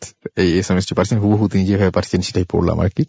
আমাদেরকে রুবেল লিখেছেন রাসেল ভাই খুব জমজমাট হচ্ছে। রিজভি আমাদের SMS করেছেন BL কলেজ খুলনা থেকে, এছাড়া আমাদের SMS করেছেন রাহাত নাটোর থেকে, আব্দুল্লাহ SMS করেছেন তামিম, এবং ফার্স্ট ঘটনাটা তার কাছে জোস কুড়িল থেকে SMS-টি করেছিলেন। এছাড়া আমাদের SMS করেছেন দেখতে পাচ্ছি আচ্ছা আরো অনেকে অনেকবার SMS করেছেন, যার জন্য সেই SMS গুলো বেশি পড়তে হচ্ছে এবং বারবার আসছে। আমাদেরকে এছাড়াও SMS করেছেন দেখতে পাচ্ছি রুবেল। যাই হোক, আপনি যদি SMS করতে চান তাহলে যেটা করতে হবে, আপনাকে মোবাইলের মেসেজ অপশনে গিয়ে টাইপ করতে হবে ফুর্তি FORTI, ফুর্তি স্পেস দিয়ে লিখতে হবে আপনার নাম, স্পেস দিয়ে লিখতে হবে আপনার মেসেজ, পাঠিয়ে দিতে হবে 9840 নাম্বারে। আমরা একটু পরেই ফিরে আসবো আবার আপনাদের কাছে। আপাতত আবারও চলে যাই ঘটনায়, এবং আমাদের সাথে উপস্থিত আছেন যে দ্বিতীয় অতিথি, যিনি অতিথি হিসেবে ঘটনা শেয়ার করেছেন আপনাদের সাথে, তার দ্বিতীয় ঘটনাটি আমরা শুনে আসবো। প্লিজ আপনি আরেকবার আপনার নামটা বলবেন এবং তারপরে শুনবো আপনার ঘটনাটি। ডিয়ার লিসেনার, আমি এনআই আশিক বলছি। আমি এখন যে ঘটনাটা বলবো এটা হচ্ছে আমার জীবনে ঘটা 4র্থ ঘটনা, এবং এটা হচ্ছে রিসেন্টলি ঘটছে। মানে যে জানুয়ারি মাসের 3 তারিখে ঘটনা যেদিন ঘটে, ঘটনার দিন ছিল হচ্ছে শুক্রবার। তো আমি দীর্ঘ 3 মাস মানে বাড়িতে যাই না, 3 মাস পর সেদিন শুক্রবার বাড়িতে গেছি। তো যাইতে যাইতে সন্ধ্যা হয়ে গেছে, সন্ধ্যা 7:30 বাজছে। এর মধ্যে গত অক্টোবরে হচ্ছে আমি আমার মোবাইলটা হারাই ফেলছি। সো মানে গত 2-1 মাস যাবত কারোর সাথে কোনো কানেকশন ছিল না, বাড়িতেও না, ইভেন ঢাকাতেও আমার কারোর সাথে কোনো কানেকশন ছিল না। তো আমি 7:30 বাজে বাড়িতে গেছি। আর আমার বাড়িতে শুধু বাবা থাকে, মানে আম্মু চাকরি করে হচ্ছে নারায়ণগঞ্জে, আর আমরা ভাই বোন ঢাকাতে আছি। আমার এক ভাই নাহিদ, ও তো হচ্ছে চট্টগ্রাম ভার্সিটিতে পড়ে। তো মূলত বাড়িতে বাবাই থাকে। তো আমি যেদিন বাড়িতে গেছি সেদিন বাবা বাসায় ছিল না, কারণ রবিবারে ছিল, নির্বাচন ছিল, ওনার প্রিজাইডিং অফিসারের দায়িত্ব পড়ছে। তো উনি শুক্রবারে চলে গেছে আগে আগে, যাতে কোনো সমস্যা না হয়। তো বাড়িতে গেছি, গিয়ে দেখি যে পুরো বাড়িতে কারেন্ট আসছে, মানে আমার রুমে শুধু লাইট নেই। আমার রুমে হচ্ছে টিউব লাইট ছিল, সেটা ফিউজ হয়ে গেছে। আর অনেকদিন যাবত বাড়িতে যাই না বিধায় মানে লাইটটা ঠিক করানো হয় নাই। তো রাত্রে আর আমি লাইটটা ঠিক করে নেই। আপু আমাকে, মানে আমার এক আপু ছিল, উনি আর কি আমাদের রান্না বান্না একটু হেল্প করতো। তো উনি 3টা মোমের ব্যবস্থা করে দিয়ে গেল, এবং ভাতটা রান্না টান্না করে হটপটে সবকিছু রাইখা মানে সব ব্যবস্থা করে দিয়ে গেছে। তা আমাদের বাড়ির বর্ণনাটা দিয়ে, আমার বাড়িটা হচ্ছে গ্রামের একবারে কর্নারে, বাউন্ডারি করা বাড়ি। বাড়ির সামনে একটা গেট এবং ডান সাইডে একটা গেট। 2টা গেট যদি আমি লক করে দিই, মানে টোটাল গ্রামের সাথে মোটামুটি কানেকশন লস। আর গ্রামের মানে আমাদের বাড়ির বাস সাইডটা হচ্ছে ফাঁকা মাঠ, আর ওই দিক একটু জঙ্গল টাইপের আর কি। তো আমি 8:30টার দিকে ফ্রেশ ট্রেশ হয়ে খাইতে বসছি। তো যখন মানে খাওয়া শুরু করছি, আর একটু পরে দেখলাম যে দরজায় নক করতেছে। তা আমি জিজ্ঞেস করলাম কে। তা আমাকে বললো যে দাদা ভাই, আমি মোবারক। আর বলে রাখি যে মোবারক হচ্ছে আমার চাচাতো ভাই। আমি আসলে গ্রামে গেলে ওর সাথে বেশিরভাগ সময় কাটাই। ও এমনিতে 6 ফুট 3 ইঞ্চির মতো হাইট, লম্বায়। তো দরজা খুলে দেখলাম যে ও আসলো, মানে ও প্রায় দরজাতে ঠেকে যাবে এরকম। এমনিতে লম্বা, আমার কাছে ওই দিন একটু আরো বেশি লম্বা মনে হচ্ছিল। তো ভিতরে ঢোকার পরে ওর সাথে যে ফার্স্ট আমার কথাটা ছিল এরকম, কি রে তুই তো আগের চেয়ে বেশি লম্বা হয়ে গেছিস, মানে এখন তো তোর সাথে হাঁটাই যাবে না, এই ধরনের কথা ছিল ওর সাথে আমার ফার্স্ট। তো আসলো, ঘরে একটা মোম জ্বলতেছিল, ও একদম সোফার যে দিকটাতে কমালো পরে ঠিক ওই কর্নারে গিয়ে বসতে। তা আমার তখন এটা খেয়াল নাই যে আমি বাইরের গেটও লক করে দিয়ে আসছি, যে ঘরে যদি কেউ এই মুহূর্তে ঢুকে, তাহলে আমার প্রথমে বাইরের গেটটা খুলতে হবে, দেন আমার দরজাটা খোলার পর কাউকে আর কি ঘরে আসতে হবে। তো ওই জিনিসটা আমার মাথায় কাজ করতেছে না। তো আমি নর্মালি ওর সাথে কথা টথা বলতেছি, গত 2 মাস আমি ঢাকাতে কি টি করলাম, এইগুলা ওর খবর টবর নিলাম। ও বিদেশ যাওয়ার জন্য চেষ্টা করতেছিল, পাসপোর্ট একবার হারাই ফেলছে, ওই খবর টবর নিয়েছি। তো প্রায় 9টা 9:30 পর্যন্ত ওর সাথে আর কি গল্প করছি। গল্প বলতে কি আমি কথা বলছি, ও টুকটাক হ্যাঁ হো আমার সাথে মিলাইছে এরকম। তো খুব টায়ার্ড লাগতেছিল, ওর বললাম যে এক কাজ করি, আজকে রাত যাবো না, ঘুমায় পড়ি, কালকে সকালে তোর সাথে কথা বলবো না। তো আমি গিয়ে ঘুমায় পড়লাম, ওর জন্য আলাদা ল্যাপ এবং বালিশের ব্যবস্থা করে রাখছি। তো আইসা দেখলাম যে শুইলো, মানে আমার চেয়ে একটু দূরে, ও আমার পাশে। আমি আলাদা কম্বলের মধ্যে প্যাকেটিং করা অবস্থায়, শীত ছিল খুব। তো ওই দিকে আর কি শুইলো। তো মোমটুম নিভাই দিলাম, সেদিন রাত্রে ঘুমাইছে। তো সকাল 7টা বাজে আমার মোবাইলে ফোন আসছে, ফোন পাই আর কি ঘুম থেকে জাগলাম। তা আপু গেটের বাইরে ওয়েট করতেছিল, উনি ফোন দিয়ে বললো যে আমি গেটের এখানে আসছি, তুই একটু এসে গেটটা খুলে দে। আমি গিয়ে গেট খুলে দিছি। তারপর গেট খুলে দিলাম, আপু আসলো, এসে রান্না বান্না করছে, আমি এসে আবার ঘুমায় পড়ছি। তা আমি 8:30টার দিকে আবার উঠছি। ওঠার পর খাওয়া দাওয়া করলাম, মানে নাস্তা টাস্তা খেয়ে 10টার দিকে একটু গ্রামে বের হয়েছে, যে অনেকদিন পর যেহেতু গেলাম, মানে সবার সাথে একটু দেখা করি। তো গ্রামে ঘুরতে ঘুরতে মানে সবার সাথে কথা টথা বলতে বলতে ওই কাকির বাসায় গেলাম। তো কাকিকে গিয়ে ডাক দিলাম, তো জিজ্ঞেস করলাম কাকি কেমন আছেন, খবর টবর নিলাম। তো ওনাকে জিজ্ঞেস করলাম যে কাকি মোবারক কোথায়। তখন কাকি বলতেছে, ও তোমার তো বলা হয় নাই, তোমার আব্বা বলছে তোমার নাকি মোবাইল নিয়ে গেছে, ও তো গত মাসের 9 তারিখে এই সৌদি চলে গেছে। তখন আমার মানে ভয় লাগলো যে কালকে রাত্রে আমি তো বাইরের কোনো গেট খুলে দিই না, ইভেন সকালবেলা যদি ও যায় তাহলে তো গেটটা খুলে বের হওয়ার কথা। আপু এসা যেহেতু গেট লক পাইছে, ভিতর থেকে লক ছিল, মানে আমি এমন একজনের সাথে রাত কাটাইছি যে কিনা ওই মুহূর্তে সৌদি আরবে আসছে আর কি। তারপর ওর সাথে মোবাইলে কথা টথা হয়েছে, মানে আমি ওই দিন তখন আর কি যখন কাকি বললো তখন প্রচন্ড ভয় পেয়েছি রাতের জিনিসগুলো চিন্তা করে, এবং সেই দিন আমি ঢাকাতে ব্যাক করে আসি। এটা হচ্ছে আমার লাইফে 4র্থ ঘটনা আর কি। আপনাকে অনেক ধন্যবাদ আপনার ঘটনার জন্য। এবং আমরা যে ঘটনাটি শুনলাম, সেই ঘটনা শোনার পরে আমার আসলেও মনে হচ্ছে যে আসলে সত্যি কাউকে বিশ্বাস করা যাবে না। মানে আপনার সঙ্গে যে মানুষটি দেখা হবার কথা বা যেই মানুষটি এখন এই মুহূর্তে আপনার পাশে আছে সেই মানুষটিকে আপনি কতটুকু জানেন সেটা আসলে বোঝার কোনো উপায় নেই। কিন্তু এটার জন্য আপনাকে মানে এখন আমি বলবো যে অনেকের এরকম হবে যে কালকে সকাল পর্যন্ত ওয়েট করতে হবে। সো আপনার পাশে যে মানুষটি আছেন সেই মানুষটিকে কি আপনি 100% মানে একদম হলপ করে বলতে পারেন যে হ্যাঁ আজকে অমুকের সাথে আমার দেখা মানে করার কথা ছিল এবং তার সাথে আমি দেখা করছি, এই মুহূর্তে সেই আমার সঙ্গে রয়েছে, এটা বোঝা কিন্তু খুব মুশকিল। মানে এটা হয়তো আপনি কালকে বুঝতে পারলেন না, কোনো একদিন হয়তো ধরে মানে বুঝে ফেললেন আর কি। কিন্তু দুজনের জন্যই আপনারা দুজন একসঙ্গে আছেন। মনে করেন যে মামুন আর সুমন একসঙ্গে এখন গল্প করছেন, এখন মামুন ভাবছে, মামুনের মধ্যে মনে হতে পারে যে সুমন কি অরিজিনাল, আবার সুমনের মতো মনে হতে পারে যে মামুন কি অরিজিনাল। মানে এই ব্যাপারটা কিন্তু এরকমই, খুবই ভয়ঙ্কর। এবং এই ব্যাপারটা আসলে খুব অদ্ভুত। এবং আমাকে উনি যখন বলছিলেন প্রথম স্টুডিওর বাইরে যে ঘটনাটি যখন তিনি বলছিলেন তখন একটা কথা বারবার করে বলছিলেন যে কেউ আসেনি, কিন্তু আমি খুব শিওর যে ওই রাত্রে আমি কারো না কারোর সাথে কাটিয়েছি। হ্যাঁ, কারো না কারোর সাথে তা কাটিয়েছেন। এবং আপনি মনে হয় সকালবেলা উনি চলে যাবার পরেও বিছানায় বিছনাতে ছিল কেউ একজন, মানে ও বিছনা ওই Right. কম্বল ভাবে রেখে গেছে, গুছানো টুছানো ছিল না। আমার রাইট, কিন্তু মানে এরকম উনি যে ওখানে শুয়েছিলেন বা উনি ওখানে মানে মানে মানুষ একটা শুলে কি হয় একটু জায়গায় জায়গায় কুচকে যায় বা পাশ ফিরলে যেরকম হয় এরকম এরকম কিছু সুযোগ কথা চিহ্ন। আমি কম্বলটা গুছানো অবস্থায় দিছি যে আমি কম্বল ওখানে রাখা, তুই এখানে আচ্ছা। শুইস। আমি সকালবেলা পাইছি যে কম্বল মানে একটা মানুষ থাকলে যে কম্বল থেকে উঠায় ওরকম অবস্থায় রেখে চলে গেছে এরকম। রাইট রাইট, তো এটাই। এবং আপনি একদম 100% শিওর যে আপনি পুরো রাতটা কারো না হ্যাঁ, কারোর কারো সাথে। না কারোর সাথে কাটাইছি ও এটা। আচ্ছা, সেটাই আমার যেটা মনে হয় যে বিনা টিকেটে সৌদি আরব থেকে উনি উড়ে বাংলাদেশে চলে এসেছিলেন। Alright.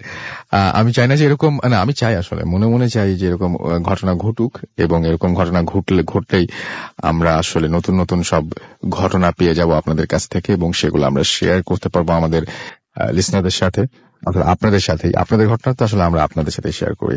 সো এরকম ঘটনা ঘটুক সেটাই আমি আসলে মনে প্রাণে চাই। তবে আপনারা কোনো ক্ষতির সম্মুখীন হন এরকম কখনোই চাই না। মানে এবং অবশ্যই যারা ভয় পান, যারা এরকম ঘটনার সম্মুখীন হতে চান না, তাদের লাইফে এরকম ঘটনা ঘটুক সেটাও আমি অবশ্যই চাই না। কিন্তু থাকে না অনেকেই সাহসী আছেন যে ঘটুক না কিছু, এবং ঘটার জন্য অনেকে যেন অপেক্ষায় থাকেন, কবে যে ঘটে যাবে কিছু বলা যায় না। কিন্তু যাই হোক, ঘড়িতে সময় রাত 1:06 শুনছেন সব সময় রেডিও ফুর্তি, আর চলছে একদম মানে এই মুহূর্তে যারা চলছে যেটা সেটা হচ্ছে ভূত এফএম হন্টেড বাই এয়ারটেল। এবং যারা ঘটনা শোনেন রাত জেগে ভূত এফএম শোনেন তারা কিন্তু আসলে স্পেশাল, এটা আমি বলতেই পারি যে স্পেশাল। কারণ এই মুহূর্তে আরো অনেক কিছুই করতে পারতেন আপনি, যেটা হয়তো মানে আপনার জন্য বেশ সহনীয় পর্যায়ের, এবং আপনার হয়তো হাসি পেত, আপনার হয়তো একটু মাঝে মাঝে একটু অন্যরকমের একটা অনুভূতিও হতো, কিন্তু আপনি ভয় পেতে বসেছেন। তো আপনি স্পেশাল না, আপনি অবশ্যই স্পেশাল। ভূত এফএম যারা শুনছেন তারা সকলেই আসলেই অনেক অন্যরকম মানুষ। তো যাই হোক, সেই অন্যরকম মানুষদের জন্য আমি জানিয়ে দিচ্ছি যে আজকের এই এপিসোডটি যদি মিস করেন তাহলে কি করতে হবে আপনাকে। সেক্ষেত্রে এয়ারটেল এম রেডিওর সাহায্য নিতে হবে। আপনার এয়ারটেল নাম্বার থেকে ডায়াল করুন 4040, সিলেক্ট করুন চ্যানেল 22, তাহলে দেখবেন যে একের পর এক বিভিন্ন এপিসোডের অপশন আপনাকে দেওয়া হচ্ছে, এবং যে এপিসোডটি আপনি মিস করেছেন বা যে এপিসোডটি আপনি পুনরায় শুনতে চান সেটা আপনি চাইলে সেখান থেকে শুনে ফেলতে পারবেন। এছাড়াও যারা ভূত এফএম টিউনটি আপনাদের কলার টিউন বা মাই টিউন হিসেবে সেট করতে চান তাদের জন্য বলে দিই যে আপনার মোবাইলের মেসেজ অপশনে গিয়ে টাইপ করুন সিটি স্পেস দিয়ে লিখুন 92125 এবং এসএমএসটি পাঠিয়ে দিন 3123 নাম্বারে। বাস এই টিউনটি তাহলে আপনার হয়ে যাবে। আর আমি আরেকবার জানিয়ে দিই আপনাদের কিভাবে আমার সাথে কমিউনিকেট করতে হবে। যদি এসএমএস পাঠাতে চান তাহলে মোবাইলের মেসেজ অপশনে গিয়ে টাইপ করুন ফুর্তি FORTI ফুর্তি, স্পেস দিয়ে লিখুন আপনার নাম, স্পেস দিয়ে লিখুন আপনার মেসেজ, পাঠিয়ে দিন 9840 নাম্বারে। আপনি যদি চান আমাদেরকে ইমেল করবেন তাহলে আমাদের ইমেল অ্যাড্রেসটি জেনে নিন। আমাদের ইমেল অ্যাড্রেস হচ্ছে bhutfm@radiofurti.fm, which is bhwtfm@radiofurti.fm। আপনার নাম, ঠিকানা এবং ফোন নাম্বার সহ এখানে আপনার জীবনের সেরা ঘটনাগুলো জানিয়ে দিন আমাদের কাছে, এবং অবশ্যই শুরুতে উল্লেখ করুন যে আপনি স্টুডিওতে আসবেন নাকি আপনার ঘটনাটি আমরা পড়ে শোনাবো। যারা দেশের বাইরে রয়েছেন তাদেরকে অনুরোধ করব যে আপনার ঘটনাটি সরাসরি আমাদেরকে রেকর্ড করে পাঠিয়ে দিন। সেই অডিও ক্লিপ যদি সিলেক্টেড হয় ডেফিনেটলি আমরা সেটা প্লে করব। আর আমি আর একটা জিনিস জানিয়ে দিই, সেটা হচ্ছে আমাদের ফেসবুক আইডিটি জানিয়ে দিই, www.facebook.com/radiofurti। এখানে গিয়েও কিন্তু আপনি কমেন্ট করতে পারেন, লাইক দিতে পারেন, আপনার বিভিন্ন মূল্যবান মতামত জানাতে পারেন, এবং ইমেইলের মাধ্যমে আপনার মতামত জানাবেন, সেই অপেক্ষায় আমরা আছি। SMS এর মাধ্যমে জানাবেন, সেই অপেক্ষায় আমরা আছি।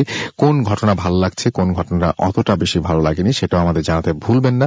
এবং আমরা কিন্তু এই ধরনের SMS পড়ি যে কোনো ধরনের ঘটনা যদি আপনার ভালো না লাগে, এটা এর আগেও বহুবার হয়েছে যে আমরা বলে দিচ্ছি যে না, এই ঘটনাটা আমার কিন্তু ভালো লাগেনি। কিন্তু এটাতে আমাদের বুঝতে সুবিধা হয় যে কোন ধরনের ঘটনাগুলো আপনারা পছন্দ করেন, এবং সেইভাবে শুধুমাত্র আমাদের পছন্দ না, আপনাদের পছন্দটা সবচেয়ে বড় কথা, সেইভাবে ঘটনাগুলো সিলেক্ট করা। যাই হোক, আমরা চলে যাব আমাদের পরবর্তী ঘটনায়, এবং আমাদের সাথে আবারও প্রথম অতিথি। তিনি তার সাথে ঠিক মানে ছোট করেই বলবেন উনি, মানে ঠিক এটা কতটা ভয়ের আমি জানি না, তবে ওই মুহূর্তে তার কাছে তিনি খুব অবাক হয়েছিলেন। আচ্ছা, আপনারা শুনে দেখুন, আমরা একটা ছোট্ট একটা ঘটনা শুনে আসি আমাদের প্রথম অতিথির কাছ থেকে। হ্যালো, আমি তুষার আবার। আসলে রাসেল ভাই, এটা ভয় ছিল কিনা আমি নিজেও জানি না। তো আমি ফিরতেছি একদিন, আমরা 3 বন্ধু ফিরতেছিলাম কাটাখালী থেকে রাজশাহীতে। যারা রাজশাহী আছে তারা কাটাখালী চিনেন।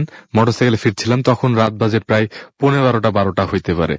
তো ফিরতে ফিরতে বিনোদপুর বাজারের ঠিক আগে র্যাব ক্যাম্প আছে, সেই র্যাব ক্যাম্পের ওখানে 2টা বিট আছে। তো আমি গাড়ি চালিয়ে আসতেছিলাম, এই সময় দেখি লাইটের আলোতে রাস্তার একটু পাশে, বিটের এক পাশে কিছু একটা পড়ে আছে। সম্ভবত কোনো মানুষ অ্যাক্সিডেন্ট করে বা কিছু একটা, এরকম দূর থেকে মনে হয়েছে আমার কাছে যেটা। তো 3 জন ফ্রেন্ড ছিলাম, আমার সাথে ছিল নাদিম এবং ছিল ঢালি। তো আমি বাইক চালাচ্ছিলাম, তারা 2 জন পিছে বসেছিল। তো এমন সময় দেখার পর আমি থামি। সেইখানে থামার পর দেখি যে একটা মহিলা, বুড়া মতো এক মহিলা ওখানে জাস্ট শুয়ে আছে, বসে আছে, গুটায় আছে, এরকম একটা অবস্থায় আছে। তো সেই আমি বাইকের উপরে ছিলাম, আমার 2 ফ্রেন্ড নামলো। নামার পরে জিজ্ঞাসা করলি আমরা যে কি ব্যাপার দাদি, কই যাবেন, কি হয়েছে, এখানে কেন, কি কিছু হয়েছে কিনা। তো কোনো কথাই বলে না। তো জাস্ট মানে চুপ করেই আছে। তো দেখলাম যে দেখেই বোঝা যাচ্ছিল যে আশেপাশে পানি ছিল, তো সম্ভবত প্রসাদ ছিল হয়তো। উনি বয়স্ক মানুষ, বুঝতে অসুবিধা হলো না যে সম্ভবত কোনো ঝামেলা হয়েছে, স্বাভাবিকই সেই হ্যানত্যান। তো ওনারে বারবার জিজ্ঞেস করছি কই থেকে আসছেন, এত রাত্রে আপনি কই যাবেন, তো উনি কোনো কথাই বলে না। তো লাস্টে আমি নাদিমকে বললাম, দোস্ত এক কাজ কর, কিছু টাকা দে, উনারে টাকা দিয়ে আমরা চলে যাই, রাত হয়ে গেছে, অনেক রাত হয়ে গেছে, বাসায় ফিরতে হবে। তো লাস্ট আমি বলতেছি যে আপনার বাসা কোথায় আপনি বলেন, তো উনি বলেই না। লাস্টে তো প্রথমে আমার দিকে যখন তাকাই সেই বৃদ্ধা, তো আমার প্রথমেই আমার বুকে ধক করে ওঠে। মানে এই কারণটা হচ্ছে যে ঠাকুরমার ঝুলিতে আমরা যেই চেহারাটা দেখি, ভয়ঙ্কর সেই দাদির চেহারা, সেই রকম চেহারা দেখতে। মানে আপনি ডাইনি বুড়ির কথা? হ্যাঁ, ডাইনি বুড়ির গল্প, মানে সেই রকম। কারণ ওনার নাকটা ছিল অনেক উঁচু উঁচু, উঁচু বলতে অনেক উঁচু না, মানে মোটামুটি উঁচু, এবং শরীর অনেক চামড়া কুচকানো, মানে বয়স হবে প্রায় 90+। তো তিনি সেই প্রথম দাঁড়ায় আমার গা ধরতে যায়। তো যেহেতু উনার অবস্থা খুব বেশি ভালো ছিল না, শরীর অপবিত্র ছিল এবং নোংরা ছিল, তো আমি বললাম যে ঠিক আছে, দূরে থাকেন, আপনার বাসা কোথায় আমারে বলেন। তো তিনি র্যাব ক্যাম্পের দিকে ইশারা করে ওই দিকে হাত দিয়ে তিনি হাত দূরের দিকে দেখায়। তো র্যাব ক্যাম্পের ওই পাশের যে এলাকাটা, সেটার নাম হচ্ছে মির্জাপুর। আর আমি বললাম যে কোথায়, মির্জাপুর যাবেন, মির্জাপুর বাসা আপনার? তো বলছে যে, তিনি আবার দেখায়, মাথা নাড়ে বলে যে না, আসলে মির্জাপুর না। তা আমি বলি কি, তাহলে পদ্মার ওই পারে চরে আপনার বাসা? সে আবারও মাথা নাড়ায়, হাত ওইভাবেই আকাশের দিকে তাকায় রাখে। তা আমি বলছি কোথায়, ইন্ডিয়া? তা বলে তাও মাথা নাড়াই। তো প্রথম লক্ষ্য করি যে উনি আসলে কিন্তু মানে হাত উঁচিয়ে তাক করে আছে কিন্তু আকাশের দিকে। তো প্রথমে তারপরে বলি যে কি ব্যাপার, আপনার বাসা কি আকাশে নাকি, ফাইজলাম করেন নাকি? এই নাদিম, যাই হোক বাদ দে, টাকা দিয়ে বিদায় হও। আমি মনে মনে কিন্তু তখন ভয় পাই একটু একটু। তো জাস্ট বিনোদপুর বাজারটা হচ্ছে যেখান থেকে শুরু হয়, যেখানে আমি গাড়ি থামছিলাম, মাত্র 10 সেকেন্ড সর্বোচ্চ মোটরসাইকেল নিয়ে যাইতে লাগবে, এতটুকু ডিস্টেন্স। তো যে বিনোদপুর বাজারের কাছাকাছি আসতে যাবো, ওই সময় আমার মনে হইলো, জাস্ট তখনই স্টার্ট দিয়ে চলে আসছি। আমি বললাম যে ঢালি তাড়াতাড়ি নাম, কারণ ও সবচেয়ে পিছিয়ে ছিল। আমি জাস্ট গাড়ি ঘুরাইলাম, নাদিম বলছে কি হয়েছে। আমি বলছি দোস্ত, আমার কেন যেন মনে হচ্ছে ওই মেয়েটারে আর দেখতে পাবো না। বলছে কি বলিস, আমি বলছি, তুই একদিকে খেয়াল কর, আমি আর একদিকে খেয়াল করছি। তো দিয়ে আমরা আবার সেই রাস্তা করি, আসতে থাকি। তো নাদিম ডানে দেখতে থাকে, আমি বামে দেখতে থাকি, কিন্তু পরে আমরা আর কিছু পাই না। অদ্ভুত ব্যাপার আসল ভাই, সেই সময় কোনো বড় গাড়ি যায়নি, এবং যারা রাজশাহী চিনেন ওই জায়গাটা তারা বুঝতে পারবেন দুই দিকেই অনেক বড় বড় প্রাচীর আছে, যার 6 ফুট মানুষের পক্ষেও কিন্তু কোনোভাবেই সম্ভব না সেই প্রাচীর টপকানো।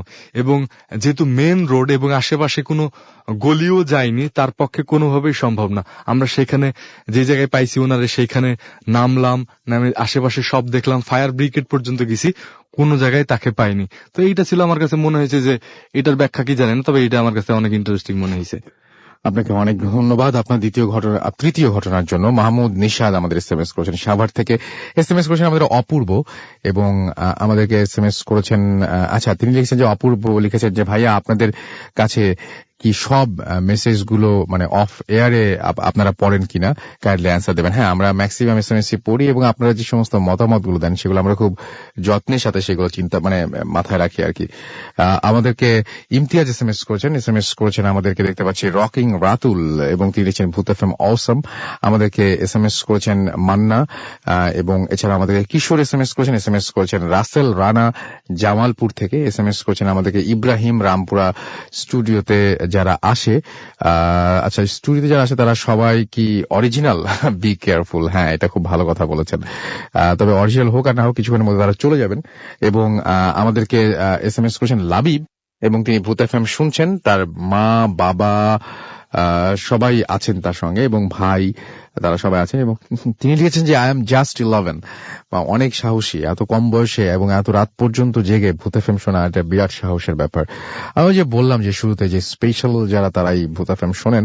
অর্পি মিরপুর 14 থেকে আমাদের এসএমএস করেছেন, নোবেল আমাদের এসএমএস করেছেন দীপ্ত এসএমএস করেছেন আমাদেরকে, রাজ, শুভ, লামিয়া আমাদের এসএমএস করেছেন, এবং আমাদেরকে এসএমএস করেছেন দেখতে পাচ্ছি এছাড়াও রিয়াজুল এসএমএস করেছেন আমাদেরকে, আব্দুল্লাহ ফ্রম রামপুরা এছাড়াও আমাদেরকে এসএমএস করেছেন দেখতে পাচ্ছি আরো অনেকেই। আপনি যদি এসএমএস করতে চান তাহলে মোবাইলের মেসেজ অপশনে টাইপ করুন ফুর্তি, FOORTI ফুর্তি, স্পেস দিয়ে লিখুন আপনার নাম, স্পেস দিয়ে আপনার মেসেজ পাঠিয়ে দিন 9840 নম্বরে। আমরা সরাসরি চলে যাচ্ছি একটা বিজ্ঞাপন বিরতিতে, এবং বিজ্ঞাপন বিরতির পরে আমরা আবারও আপনাদের কাছে ফিরে আসছি। কোথাও যাবেন না, আমাদের সঙ্গেই থাকুন। স্টে টিউনড টু রেডিও ফুর্তি এন্ড ডোন্ট স্টপ দ্য ফুর্তি।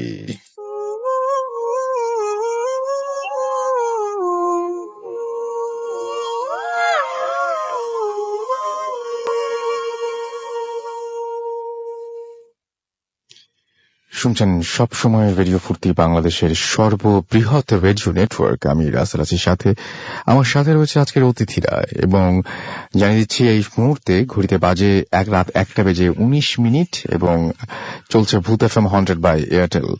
আপনাদেরকে শুরুতে আরো একবার জানিয়ে দিই কিভাবে আমাদেরকে এসএমএস এর মাধ্যমে কমিউনিকেট করবেন। আমাদের এসএমএস এর মাধ্যমে কমিউনিকেট করতে হলে মোবাইলের মেসেজ অপশনে গিয়ে টাইপ করুন ফুর্তি, FOORTI ফুর্তি, স্পেস দিয়ে লিখুন আপনার নাম, স্পেস দিয়ে আপনার মেসেজ পাঠিয়ে দিন 9840 নম্বরে। যদি আমাদের ইমেইল পাঠাতে চান তাহলে আমাদের ইমেইল অ্যাড্রেসটি হচ্ছে bhutfm@radiofurti.fm, which is BHWTFM@radioFOORTI.fm। নাম, ঠিকানা এবং ফোন নাম্বার সহ আপনার জীবনে ঘটে যাওয়া সেরা ঘটনাগুলো পাঠিয়ে দিন এই ঠিকানায়। আমাদের ফেসবুকের আইডিটি অ্যাড্রেসটি হচ্ছে www.facebook.com/radiofurti।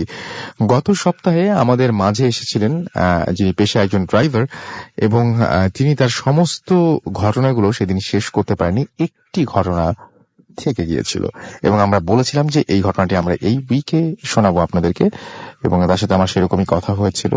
তো তিনি এখানে এসেছেন তার শেষ ঘটনাটি শোনানোর জন্য, যে ঘটনাটি বেশ অদ্ভুত, এবং আমরা চলে যাচ্ছি সরাসরি তার কাছে। এবং প্লিজ আপনি একবার আপনার নামটা বলবেন, তারপর ঘটনাটা শুনবো। থ্যাংক ইউ রাসেল ভাই। আমি বসির, আমি এসেছি টঙ্গী কলেজ গেট থেকে। আমার দেশের বাড়ি নড়াইল, গ্রামের বাড়ি নিধিখোলা। আমি যে ঘটনাটা বলবো সে ঘটনা ঠিক আমার সাথে ঘটে যায় স্কুলের ছাদে। কিন্তু কেন বা কি কারণে আমি স্কুলের ছাদে গেলাম ঘুমাতে, তার উপরে একটি প্রতিবেদন। সেটা হচ্ছে এরকমই, আমাদের গ্রামটার পশ্চিম পূর্ব দিকেই লম্বা। গ্রামটার দক্ষিণ দিকে আছে একটা বিল, উত্তর দিকেও একটা বিল।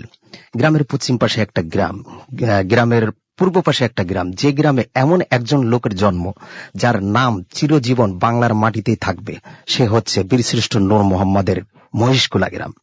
কিন্তু এদের দুপাশে গ্রামেই বিদ্যুৎ সংযোগ বা কারেন্ট সংযোগ আছে, আমাদের গ্রামে নেই। আমাদের গ্রামের মানুষজন চিন্তা ভাবনা করে যে আমাদের মনে হয় কপাল পোড়া, এই কারণে আমাদের গ্রামে কারেন্ট বা বিদ্যুৎ পৌঁছায় না। যে কারণেই আমি গিয়েছিলাম সেদিন গরম থেকে বাঁচতে ছাদে ঘুমাতে। এটাকে আপনি মাঝে মাঝে যেতেন? জি, মাঝে মাঝে যেতাম, বা ছাদে সবসময় ঘুমানোর জন্য অভ্যাস করতাম যখন ছাদটা হয়েছিল। আমাদের গ্রামের স্কুলটা প্রতিষ্ঠিত হয় 1991 সালে। স্কুলটা ঠিক ছাদে পরিণত হয় 2001 বা 2002 সালে। ছাদটা যখনই কমপ্লিট হয় আমাদের গ্রামের লোকজন বা আমাদের পাড়ার ছেলেরা, সমবয়সী যারা থাকে, তারা চিন্তা ভাবনা করে যে সারাদিন কাজকর্ম সেরে আসে, রাত্রে যদি একটু বিছানায় শোয়া যায় বা বিছানায় ঘুমানো যায়, ঘুমানো যায় না, কোনোভাবেই ঘুমানো যায় না, যদি ছাদে যাওয়া যায় বা ছাদে ঘুমানো যায় তাহলে মনে হয় সারাদিন সারা রাতের ঘুমটা মনে হয় ছাদে ভালো হবে। যেহেতু ছাদের দক্ষিণ পাশে বিল আর কোনো গাছগাছালি কিছুই নেই, যেখানে ছাদটা হয়েছে সেখানে ছিল সোন বাগান আর বন বাগান, যেখানে কুকুর শিয়ালের আড্ডা ছিল। ছাদটা হওয়ার পরে সবাই ওখানে ছাদে ঘুমানোর জন্য চেষ্টা করত। যাই হোক, ছাদটা 2001 সালে বা 2002 সালে হলে সে সময় আমরা আমাদের গ্রামের লোকজন বা গ্রামের একই বয়সের লোক চিন্তা ভাবনা করলাম যে আজকে থেকেই শুরু করব ছাদে ঘুমাতে। কিন্তু ছাদে ঘুমাতে যাওয়ার অভ্যাসটা ছিল এরকমেরই, সে ছাদে নিয়ে যেতে হতো একটা বালিশ বা একটা কাঁথা। ছাদে এটা নিয়েই ছাদে একটা বাড়ি এদিক ওদিক দিয়ে বালিশটা পেড়ে খাতাটা উপরে রেখে ঘুমানো হতো। কিন্তু ছাদে ওঠার জন্য কোনো সিঁড়ি বা কোনো মই ছিল না। ছাদের দুপাশে ছিল দুটো বাথরুম, সেই বাথরুমে ছিল লোহার পাইপ লাগানো, সেই পাইপটা বেয়েই যেন ছাদে উঠতে হতো। আগে বাথরুমের ছাদে, ছাদ থেকে যেতে হতো স্কুলের ছাদে। বাথরুম থেকে ঠিক 1-1.5 ফুট উচ্চতেই বাথরুমের স্কুলের ছাদ, সেখানে যেতে হতো। যাই হোক, যেদিনকে আমার সাথে ঘটনা ঘটে সেদিন ছিল রবিবার। আমি ঠিক বাজার থেকে বাজার টাজার করে এনে আমার মাকে দিলে রান্না কাড়া করে আমি ঠিক ওই ছাদে যাব ঘুমাতে।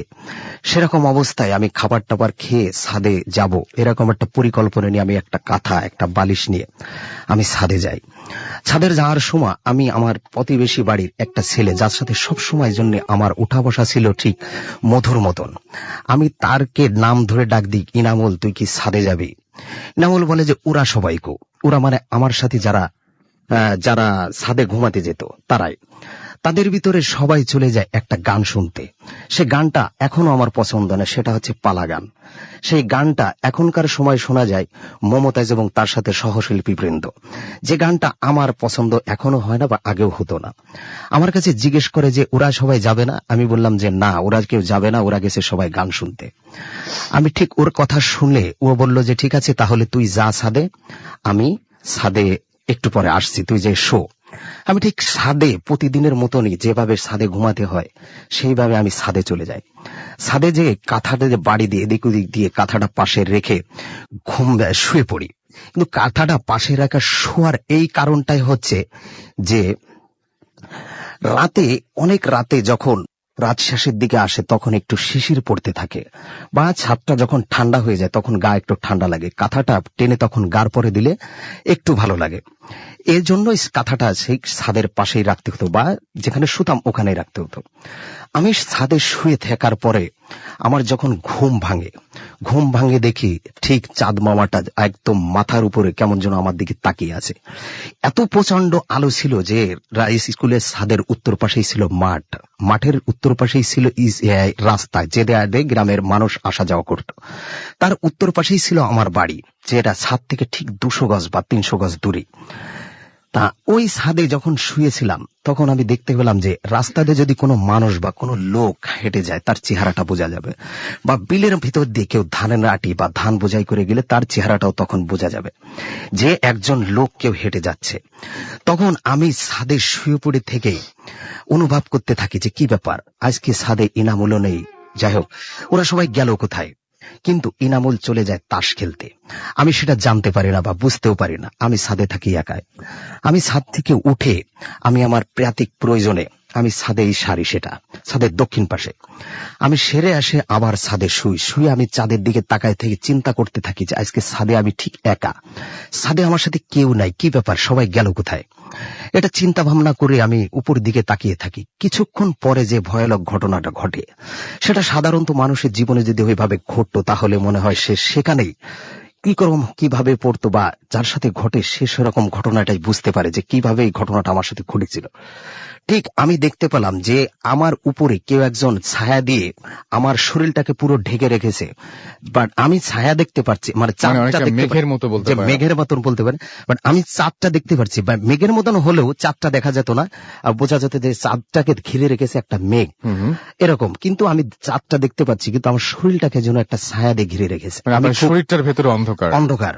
আমি চিন্তা করতে থাকি কি ব্যাপার, এটা কি হলো। আমি আমার ডান হাতটা ঠিক ছাদের বাদিকে, আমার ডান দিকে বাড়াই দিয়ে দেখি আমার হাতে আলো লাগে, চাঁদের আলো। আবার বাঁ হাতটা বাদিকে বাড়াই দিয়ে দেখি বাঁ হাতে লাগো। আমি তাড়াতাড়ি প্রচন্ড ভয়ে আমি উঠে বসে পড়ার পরপরই দেখি যে না, আমার শরীরে পুরা আলোটাই লাগতেছে। আমি মনে করি যে হয়তো আমার ভুল হচ্ছে, বা আমার অন্য কোনো চিন্তা ভাবনা ছিল, তাই আমি এটা অনুভব করতেছি।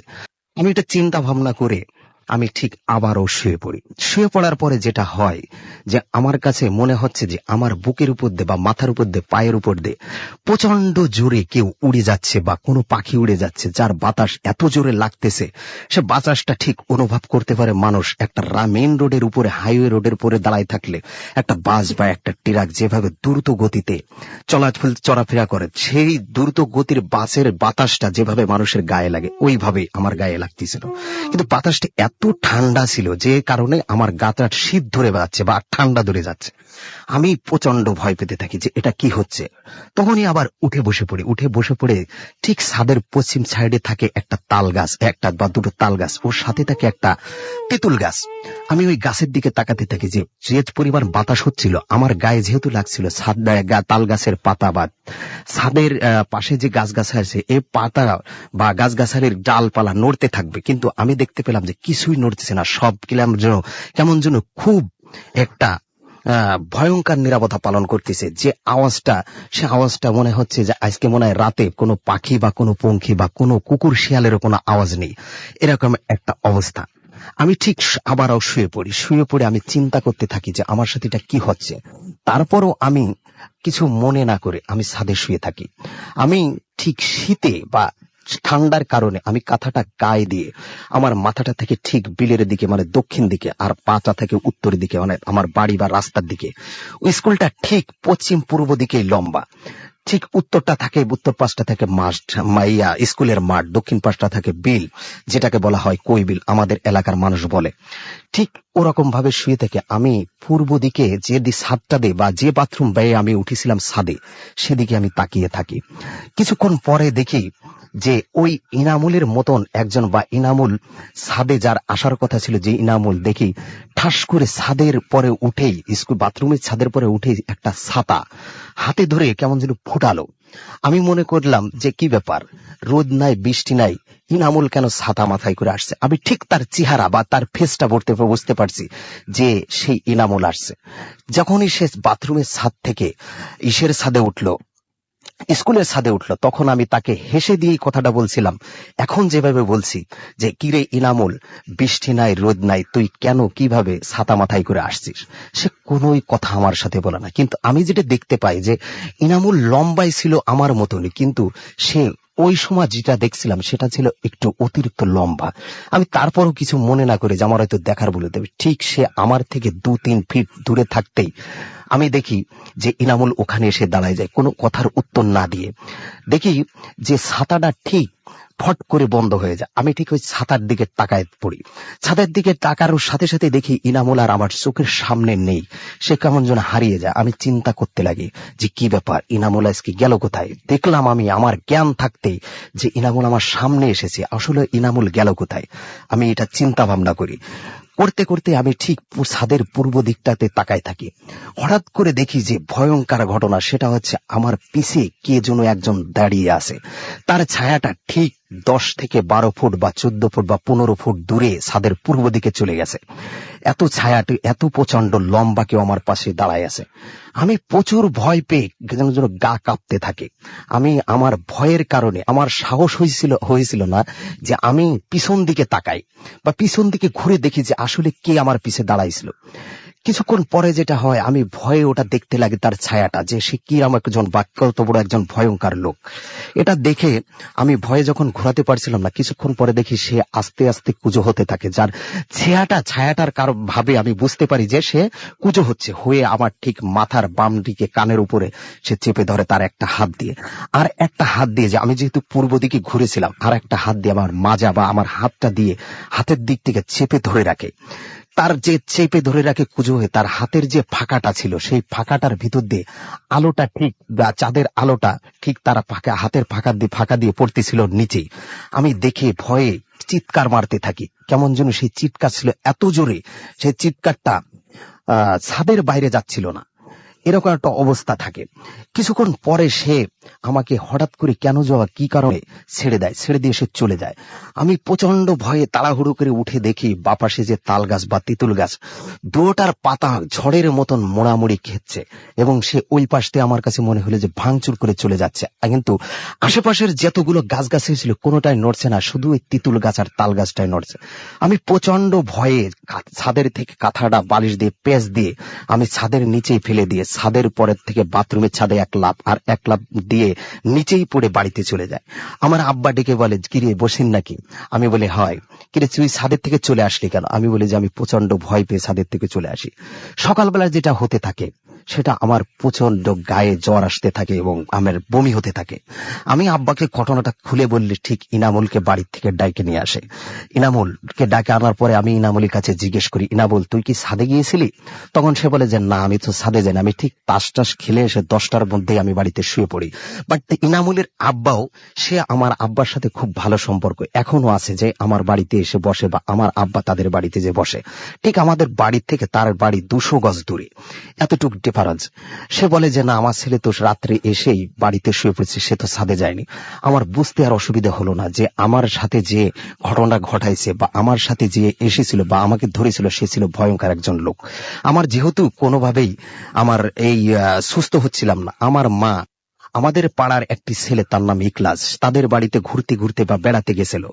তখন তার মা আমাকে বলে যে কি ব্যাপার, তোমার বসির কি সুস্থ হয়েছে? আমার বলে যে না, কিছুতেই সুস্থ হচ্ছিল না। তার শ্বশুর তখন আসে হজ থেকে এসেই তাদের বাড়িতে আসে বেড়াতে। তখন তার শ্বশুরের কাছে আমার মা ঘটনা খুলে বলে। সে তখন আবে জমজমের কিছু পানি এবং কাগজের উপরে কি যেন লেখে বলে যে আপনার ছেলেকে এটা ভিজে খাওয়ালে আপনার ছেলে সম্পূর্ণ সুস্থ হবে। ওটা আমি নিয়মিত খেলে বা ওটা খাওয়ার পরে আমি সম্পূর্ণ সুস্থ হই। রাসেল ভাই, এই ছিল আমার সর্বপ্রথম ঘটনা। অনেক ধন্যবাদ আপনাকে। আমরা চলে যাব আমাদের পরবর্তী অতিথির কাছে, এবং এর মাঝখানে বেশ কিছু SMS রয়েছে, সেই SMS গুলো আমরা পড়বো, এবং সেই লাস্টের ঘটনা নিয়ে অবশ্য মিশ্র ধরনের আমাদের কাছে SMS এসছে। কেউ বলেছেন যে ভালো লেগেছে, কেউ বলেছেন যে না, তেমন ভালো লাগেনি। সো আপনারা আপনাদের মতামত অবশ্যই জানাবেন, তাহলে সেক্ষেত্রে আমাদের অবশ্যই সিলেক্ট করতে সুবিধা হবে যে কোন ধরনের ঘটনাগুলো আপনারা পছন্দ করেন বা কোন ধরনের ঘটনাগুলো আপনারা শুনতে চান। সেটা আমাদের জন্য বোঝাটা অনেক সহজ হবে। আমরা চলে যাচ্ছি আমাদের আরো একজন, অর্থাৎ দ্বিতীয় অতিথির কাছে, এবং তার শেষ ঘটনাটা আমরা শুনবো তার কাছ থেকে। প্লিজ আপনার ঘটনাটা, আপনার নাম বলে শুরু করুন। আমি এনআই আশিক, আমি একটা প্রাইভেট মেডিকেলে 3rd ইয়ারে পড়ছি। আমি আমার জীবনের প্রথম ঘটনাটা বলতে চাচ্ছি, মানে যেখান থেকে আমার সমস্যাগুলো শুরু হয়েছে। ঘটনাটা হচ্ছে 2012 সালের জুন মাসের ঘটনা। তারিখটা মনে নেই, কারণ আমার 12 সাল ডায়েরিটা হারিয়ে গেছে, তারিখটা খেয়াল করতে পারতেছি না। তো আমি তখন প্ল্যান চেট করতাম, মানে হুমায়ুন স্যার এবং জাফর ইকবাল স্যারের বইটি পড়তাম, তো ওখান থেকে ইন্সপিরেশন হয়ে নিজেই আর কি এই জিনিসগুলো করতাম। তো ঘটনার দিন প্রচন্ড গরম ছিল জুন মাসে। আমি রাত 12:30 কারেন্ট চলে গেছে, আমি ছাদে চলে যাই। আমাদের বাসাটা ছিল 2 তলা, নিচতলা আমরা থাকতাম, উপরতলা ছিল ওই স্টোর রুম, এবং এটা হচ্ছে মানিকগঞ্জের বাসা আর কি। মানিকগঞ্জে ছিলাম তখন, আমার আম্মু ওখানে চাকরি করতো। তো আমি ছাদে চলে গেছি 12:30টার দিকে। তো তখন কি মনে করে জানি, আমি আমার পকেটে একটা মোম ছিল আর ম্যাচ ছিল, আমি এটা নিয়ে আর কি প্ল্যান চেট শুরু করলাম। তো ওটার একটা পর্যায়ে মানে ওই মোমটাকে ঘিরে ঘুরতে হয়। তো আমি মোমটাকে ঘিরে ঘুরছিলাম, তো 10-12 মিনিট ঘোরার পরে হঠাৎ করে মোমটা নিভে গেছে। নিভে যাওয়ার পর আমি থমকে দাঁড়িয়ে গেলাম ওখানে, যে জিনিসটা কি হচ্ছে। এবং আমার কাছে মনে হচ্ছে যে আবহাওয়াটা টোটাল চেঞ্জ হচ্ছে। যেখানে আমি প্রচন্ড গরমে মানে ঘামছিলাম, সেখানে দেখলাম যে আমার প্রচন্ড ঠান্ডা লাগা শুরু করছে এবং আমি ঠান্ডায় কাঁপছি। অথচ মানে আশেপাশে একটা গাছের পাতাও নড়তেছে, মানে একটু বাতাসও নাই আশেপাশে। তো আমি ওই জায়গায় স্টিল দাঁড়ায় আছি। তো কতক্ষণ দাঁড়াইছিলাম জানি না, হয়তো 5-6 মিনিট হবে। হঠাৎ করে একটা সাউন্ড শুনলাম। তো নর্মালি আমরা যেরকম সাউন্ডটা হয় সামনে থেকে, ডান থেকে, বাম থেকে বা পিছন থেকে কোন একটা দিক থেকে আসে, সাউন্ডটা আমি মানে টোটাল চতুর্দিক থেকে শুনলাম। যে আমাকে কেউ একজন বললো একদম ক্রিস্টাল, মানে ভয়েসটা আমি ঠিক ব্যাখ্যা করতে পারবো না, এটা যে শুনছে মানে সে বুঝবে আর কি, এটা অন্যরকম আর কি গলাটা ছিল, যে রাতটা তো তোমাদের জন্য নয়, রাতটা আমাদের। এই শব্দটা আমি মানে এই কথাটা শোনার পর আমি প্রচন্ড ভয় পেলাম এবং ওখানে মুমটো ফেলে দিয়ে আমি নিচে চলে গেছি। এবং তখন থেকে আমার সাথে ঘটনা মানে ঘটা শুরু করছে। তার কিছু আমি আসলে দিনের বেলা মানে যে জিনিসটা মনে করলাম যে হয়তো রাত্রে আমি সাউন্ড হ্যালুসিনেশন হয়েছে, জিনিসটা আমি ভুলও শুনতে পারি, অনেকক্ষণ ঘোরাঘুরি করছে, মাথায় চক্কর টক্কর দিয়ে হয়তো আমি সাউন্ড হ্যালুসিনেশন হয়েছে। আর 2 দিন পর আমি ঢাকায় চলে আসি। তার কয়েকদিন পর আমার আম্মা আমাকে ফোন দেয় বলতেছে যে আশিক মানে আমাদের বাসার ছাদে জানি কি দৌড়দৌড়ি করে, এটা 9:30 বাজে একবার দৌড়দৌড়ি করে আর রাত 12টার পরে দৌড়দৌড়ি করে। তো আমার ভাই আছে নাইম, ও বাসায় থাকে তখন। তাই আমি নাইমের বললাম যে তুই যখন দৌড়ায় সাথে সাথে দৌড় দিয়ে উপরে চলে যাবি, দেখবি যে কেউ আসছে কিনা। তো কয়েকদিন এরকম করছে। তারপর আমার ফোন দিয়ে বললো যে ভাই আমি তো সাথে সাথে একদম ইনস্ট্যান্ট দৌড়ে উপরে যাই, দেখি কেউ নাই। তাই আমি বললাম এক কাজ কর, ওই বাইরে বালি আছে, বালি করবি যে রাত মানে বিকেল বেলা বা সন্ধ্যার দিকটা তোর ফ্রেন্ডদের নিয়ে পুরোটা ছাদ বালি বিছাই দিবি, যদি কেউ হাঁটেও পায়ের একটা ছাপ পড়ে থাকবে ওখানে। এটা মনে করে আমি ওটা বলছি, তো ওই জিনিসটা করছে। পরদিনও আমাকে ফোন করে বলতেছে যে ভাইয়া গতকাল তো আমি ছাদে বালি বিছাইছি, বাট পরের দিন গিয়ে দিয়ে ছাদে তো মানে পায়ের চিহ্ন তো দূরের থাকে, একটা বালিও নেই। এটা হচ্ছে ঘটনা। তারপরে থেকে আর কিছুদিন পরে, এটা হচ্ছে 12 সালের প্রায় মানে অক্টোবরের দিকে, আমার আম্মা একদিন ফোন করে বলতেছে যে তোর ভাই ভয় পেয়েছে। তা আমি নাইমের সাথে ফোনে কথা বললাম যে ভাই গত রাত্রে আমি প্রচন্ড ভয় পেয়েছি। কি হয়েছে যে আমি মানে তখন সেই রাত্রে আমার আম্মু বাসায় ছিল না, মানে অফিসের কাজে আর কি ওখানে থাকতে হইতো, মানে থাকছিল আর কি ওই দিন রাত্রে। তো ও রাত্রের 12:30টার পরে প্রায় 1টার দিকে বললো যে আমি মানে দরজা মানে জানালাতে নক করার শব্দ, মানে আমার ঘুমটা একটু হালকা হয়েছে, আমার কাছে মনে হচ্ছে জানালা কি যেন নক করতেছে। তো আমাদের হচ্ছে বাসার পাশে লাগে আর একটা বাসা, মানে মাল্টি মানে 6-7 তলা বিল্ডিং। তো ওটার বারান্দার লাইটটা কিন্তু আমাদের জানালায় পড়ে, মানে আমাদের লাইট বন্ধ করলে ওদের বারান্দার লাইট পড়ে। তো বলতেছে যে ভাই আমি রাত্রে হঠাৎ করে মানে শব্দ পাই, আমি ঘুম ভাঙিয়ে দেখি যে আধো আলো আধো ছায়াতে আর কি দেখলাম যে একটা লোক, মানে তার লোকটা ফেসের বর্ণনাটা সেরকম দিল যে মানে চাকু দিয়ে পুরাটা মুখে যদি করলে যেরকম হয় না, মানে খাওয়া খাওয়া এরকম আর রক্ত মাখা, ও জামা দিয়ে তাকায় রয়েছে। তো এটা দেখে ধর্মন করে একদম টোটাল মানে যা ছিল ঘুমের রেস্ট ছিল সব এটা একদম সোজা বসে গেছে। ঠিক এই মুহূর্তে আমাদের তখন সাবলেটে আর কি আমাদের এক আঙ্কেল আর আন্টি ওখানে চাকরি করে, উনি থাকতো। তো আঙ্কেল ওকে ডাকতেছে যে নাইম নাইম। তো নাইম বলতেছে যে আঙ্কেল কি হয়েছে, তুমি কিছু শুনছো? নাইম বলতেছে কি, একটা লোক মানে ওই আঙ্কেলের মেয়ে ছিল জুই নাম, যে আমি এইমাত্র শুনলাম মানে জুইকে ডাকতেছে। এটা শুনে তো আমি ঘুম থেকে উঠছি। তো নাইম কি করলো, মানে ওই রুম থেকে এই রুমে কথা হচ্ছিল কনভারসেশন। তো নাইম ঘর থেকে বের হলো, ও দেখলো যে কেউ একজন ওই মানে সিঁড়ি দিয়ে নিচ থেকে উপরে একদম ছাদে দৌড় দিলে যেরকম শব্দটা হয়, ওর কাছে মনে হলো যে কেউ একজন নিচ থেকে দৌড় দিয়ে উপরে চলে গেছে। তো ও এবং আঙ্কেল দুজনই দরজা খুলে বের হলো, দুজনে মিলে ছাদে গেছে, ইয়ার ওখানে কাউরে কিছু পায় না, নিচে চলে আসছে।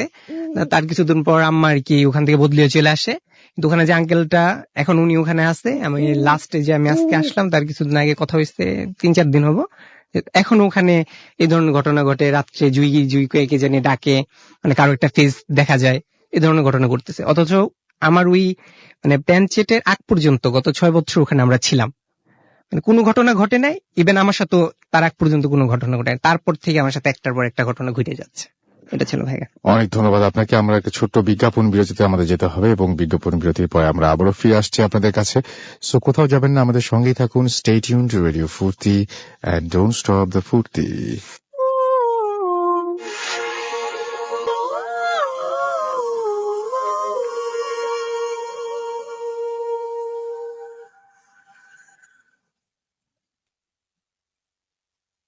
Hot FM, haunted by Airtel.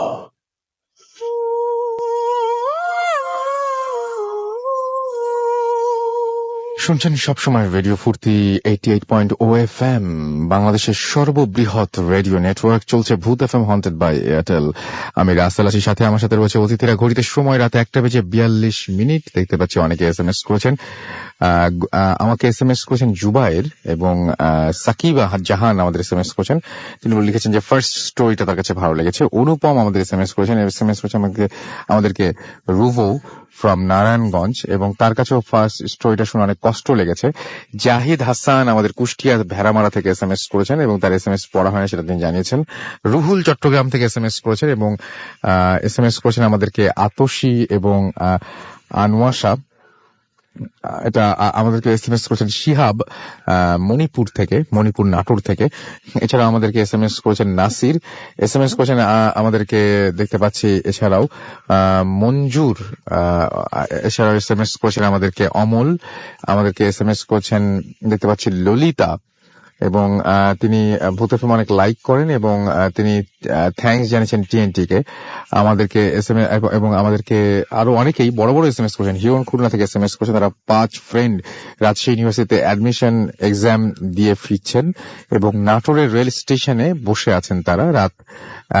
মানে অনেক রাতের ট্রেন আসবে এরকম তিনি লিখেছেন। অভি আমাদের SMS করেছেন আমাদেরকে হাবিব। ফার্স্ট স্টোরিটা মানে ফার্স্ট যে স্টোরিটা সেটা তার কাছে ভালো লেগেছে মনে হয়, তিনি সেরকম কিছু একটা বোঝানোর চেষ্টা করছেন তিনি। রায়হান আমাদের SMS করেছেন, আতিক আমাদের SMS করেছেন সিরাজগঞ্জ থেকে, এবং আজ প্রথম তিনি ভূত এফএম শুনছেন। আমাদেরকে নয়ন SMS করেছেন উত্তরা থেকে। এছাড়া আমাদের SMS করেছেন আম্মান ধানমন্ডি থেকে। SMS করেছেন আমাদেরকে দেখতে পাচ্ছি বাপ্পি। তারা 3 ভাই, আমিন, মুরাদ এবং তিনি, তারা ভূত এফএম শুনছেন। আমাদেরকে এমনি তারেক মিরপুর 1 থেকে SMS করেছেন, এবং আমাদেরকে SMS করেছেন দেখতে পাচ্ছি ডাব্বানি। এছাড়া আমাদের SMS করেছেন দেখতে পাচ্ছি আরিফ যশোর থেকে। শুভ্রা আমাদের SMS করেছেন মানিক। এছাড়া আমাদেরকে SMS করেছেন দেখতে পাচ্ছি রকি, শিমুল, অনিক, দীপ্ত, অনন্ত, প্রিন্স, ইফরান সহ আরো অনেকে। আপনি যদি SMS করতে চান, আজকে আর SMS করতে বলবো না, কারণ আমাদের শেষ অতিথির ঘটনা শুনতে হবে, এবং আমাদের শেষ অতিথি এসেছেন একেবারে অনেক দূর থেকে, ঝিনাইদহ থেকে তিনি চলে এসেছেন ঢাকায়, এবং আমরা তাকে এই যে এত কষ্ট করে এত দূর পর্যন্ত তিনি এসেছেন এই জন্য অনেক ধন্যবাদ জানাই। আর সেটা অনেক রাস্তার ঝুঁকি তো একটা ছিলই। এছাড়াও এখানে মানে একদম মানে একটা কথায় জাস্ট একটা ফোনে এতদূর পর্যন্ত উনি চলে এসছেন, এটা সচরাচর আমরা ঢাকা শহরে এসেও থেকেও অনেকে হয়তো সেই ব্যাপারটা মানে অনেক ঝামেলার মনে করি, কিন্তু উনি সরাসরি ঝিনাইদহ থেকে চলে এসছেন। সো থ্যাঙ্কস আপনাকে। আপনার নামটা একটু প্লিজ বলবেন, এবং তারপরে আপনার ঘটনাটা আমরা শুনবো। থ্যাঙ্কস রাসেল ভাই। হাই লিসেনার্স, আমি শাকিম হোসাইন। আমি এসেছি কোটচাঁদপুর সরকারি কেএমএস ডিগ্রি কলেজে পড়াশোনা করি, এবং আমি এসেছি ঝিনাইদহ থেকে। তো আমি আমার কথা না বাড়িয়ে আমি সরাসরি আমার ঘটনায় যেতে চাই। আমার সাথে যে ঘটনাটি ঘটে, আমার তখন এসএসসি পরীক্ষা শেষ হয়। এসএসসি পরীক্ষা শেষ হবার পর যখন আমাদের স্কুল ছুটি ছিল, তো সেই টাইমে আমরা কয়েকজন ফ্রেন্ড মিলে আমরা আমাদের ঈদগাহ মাঠে আড্ডা দিছিলাম। তো হঠাৎ রাত 10টার দিকে আমরা সিদ্ধান্ত গ্রহণ করি যে আমাদের ওই এলাকায় রাসেল ভাই প্রচুর পরিমাণে বাদাম চাষ হয়। তো আমরা সিদ্ধান্ত গ্রহণ করি যে আমরা বাদাম সেদ্ধ করে খাবো। তো মানে বাদাম তুলে তারপরে সেদ্ধ করবেন? জি জি জি, সেদ্ধ করে খাবো। তো তারপর আমরা কয়েকজন ফ্রেন্ড মিলে আমরা মাঠে রওনা দিই। তারপর যেতে আমরা বাদাম মাঠে থেকে তুলতে শুরু করি ভূত থেকে। আচ্ছা। তো তারপর তখন আবহাওয়াটা খুবই নরম ছিল, কিন্তু হঠাৎ আমার কিছু ফ্রেন্ড লক্ষ্য করলো যে চারিপাশে যে খেজুর গাছ ছিল, কিন্তু তো খেজুর গাছ প্রচুর মানে জোরে মনে হচ্ছে যে মানে ভেঙে ফেলছে আর কি। প্রচুর জোরে বাতাস হচ্ছে আর ঢিল ছোড়ার শব্দ শোনা যাচ্ছে। তো আমার ফ্রেন্ডরা উপলব্ধি করার পর আমাকে বলে যে সাকিম দেখ হচ্ছে গে ওইদিকে কি ঘটছে। তো আমিও তখন বিষয়টা লক্ষ্য করি। তো তারপর আমরা সিদ্ধান্ত করলাম আমাদের আর এখানে থাকা সম্ভব না, তা চল আমরা বাসার দিকে রওনা দিই। তো আমরা যে পরিমাণ বাদাম তুলেছিলাম তো সেটা আমরা রাখিনি, আমরা ওটা নিয়েই আমরা আমাদের ওই গন্তব্যস্থলে আমরা পৌঁছাই, আমাদের স্কুল ঈদগাহ মাঠে। তো ঈদগাহ মাঠে আসার পর আমরা বাদামগুলো ছুড়াই। তো ছুড়ানোর পর আমার ফ্রেন্ড নাসিম ও আমাকে বলল যে সাকিম তুই পানি নিয়ে আয়, বাদাম সেদ্ধ করতে হলে যেহেতু পানি লাগে, পানি এবং লবণ লাগে। তো আমাকে পানি নিয়ে আসতে বললো, কানাপুকুর থেকে। পাশে একটা পুকুর ছিল ভাই, তো ওই পুকুরটার নাম কানাপুকুর। ওই পুকুরকে ঘিরে বর্তমানে এখন অনেক ভয়াবহ ঘটনা ঘটে গেছে এবং এখনো ঘটছে। তো আমি দেখতে পেলাম যে কানাপুকুরের উপর দিয়ে মানে একটা বুড়ো টাইপের লোক মানে পানির উপর দিয়ে হেঁটে যাচ্ছে, কোনো পানি নড়াচড়ার শব্দ নেই। তো দেখলাম যে হেঁটে চলে যাচ্ছে। তো আমি প্রচন্ড ভয় পেয়ে যাই রাসেল ভাই। তো ভয় পাওয়ার পর আমি দৌড়ে আসি, এসে আমার ফ্রেন্ডদেরকে বলি যে ওই দেখ আমি একটা জিনিস দেখলাম। তো ওরা আমার সাথে যাই, যেতে আমরা সবাই দেখতে পাই জিনিসটা। কিন্তু তারপর আমার ফ্রেন্ডরা বলল যে থাক, বেশি বাড়াবাড়ি করার কিছু দরকার নেই, আমরা আমরা থেকে বাদাম সেদ্ধটার কাজটা সেরে নিই। তো আমরা আগুন জ্বালাই রাসেল ভাই। আগুন জ্বালানোর পর আমরা ওই সময় কোনো প্রবলেম ফেস করি না। তো আগুন জ্বালানোর পর আমরা বাদাম সেদ্ধর কাজটা শুরু করে দিই। তো যখন আমাদের বাদাম সেদ্ধ কমপ্লিট হয়ে যায়, তখন আমরা ওই ঈদগার উপরে বাদামগুলো আমরা ধুয়ে দিই, মানে রাখি আর কি। তো তারপরই রাসেল ভাই ঘটে আসল ঘটনা। তো আমরা শুনতে পেলাম যে ঈদগার পিছন থেকে অনেক জোরে জোরে কে যেন থাবা দিচ্ছে, মানে বাড়ি দিচ্ছে আর কি। আর এমন টাইপের শব্দ করছে যা রাসেল ভাই আমি বলে বোঝাতে পারবো না। দেখেন রাসেল ভাই, আমার এখন কথাটা চিন্তা করে আমার গায়ের লোম খাড়িয়ে গেছে। তো আমরা প্রচুর ভয় পাই। তো আমরা ওই টাইমে ফেস করি যে আমাদের আর এখানে থাকা সম্ভব না, তা চল বাড়ি চল। তো আমরা আঁকাবাকি করে ওই যে জিনিসপত্রগুলো ছিল ওগুলো আমরা নিয়ে বাড়ি থেকে দৌড়ে রওনা দিই। তো আসার পর রাসেল ভাই, এখানে ঘটনা শেষ হয় না। আমি রাতে শুবার পর স্বপ্ন দেখতে পাই যে একটা লোক এসে বলছে যে এই আমরা ওখানে তাহাজ্জুদের নামাজ পড়ার জন্য প্রস্তুতি গ্রহণ করছিলাম, তা তোরা ওই ঈদগাতে ওইগুলো ঢেলে জায়গাটা নষ্ট করলি কেন? তো এটা আপনি স্বপ্নে দেখেছেন? জি জি জি, স্বপ্ন দেখেছি। তো তারপর বলল যে যা করেছি ভালো করেছি, যদি ওই সময় না আসতিস তাহলে তোদের যে কোনো ক্ষতি করে দিতাম। তো রাসেল ভাই, এটা স্বপ্ন দেখার পর সাথে সাথে আমি শুনতে পাই যে আমাদের ঘরের ছাদের উপরে মেঘনি গাছ ছিল। তো মেঘনি গাছে অনেক মোটা ডাল একটা ছাদের উপরে ভেঙে পড়ে। তো ভেঙে পড়ার পর আমার ঘুম ভেঙে যায় হঠাৎ। তো আমি প্রচন্ড ভয় পাই রাসেল ভাই। তো তারপর আমি আমার মামার ঘরে শোবার জন্য চলে যাই। শোবার পর সকালবেলা আমি ছাদের উপরে যেতে দেখতে পাই যে ওই ডালে নখের আঁচড় ছিল। মনে হচ্ছিল যে কে যেন মুঠো করে একটা ওই ডালটা টান দিয়ে ভেঙে ছাদের উপরে রেখে দিয়েছে। তো রাসেল ভাই, এই ছিল আমার ঘটনা। অনেক ধন্যবাদ আপনাকে। আমরা আজকে একদম শেষ পর্যায়ে চলে এসেছি, আজকে আমাদের শেষ করতে হবে। যাই হোক, যারা এতক্ষণ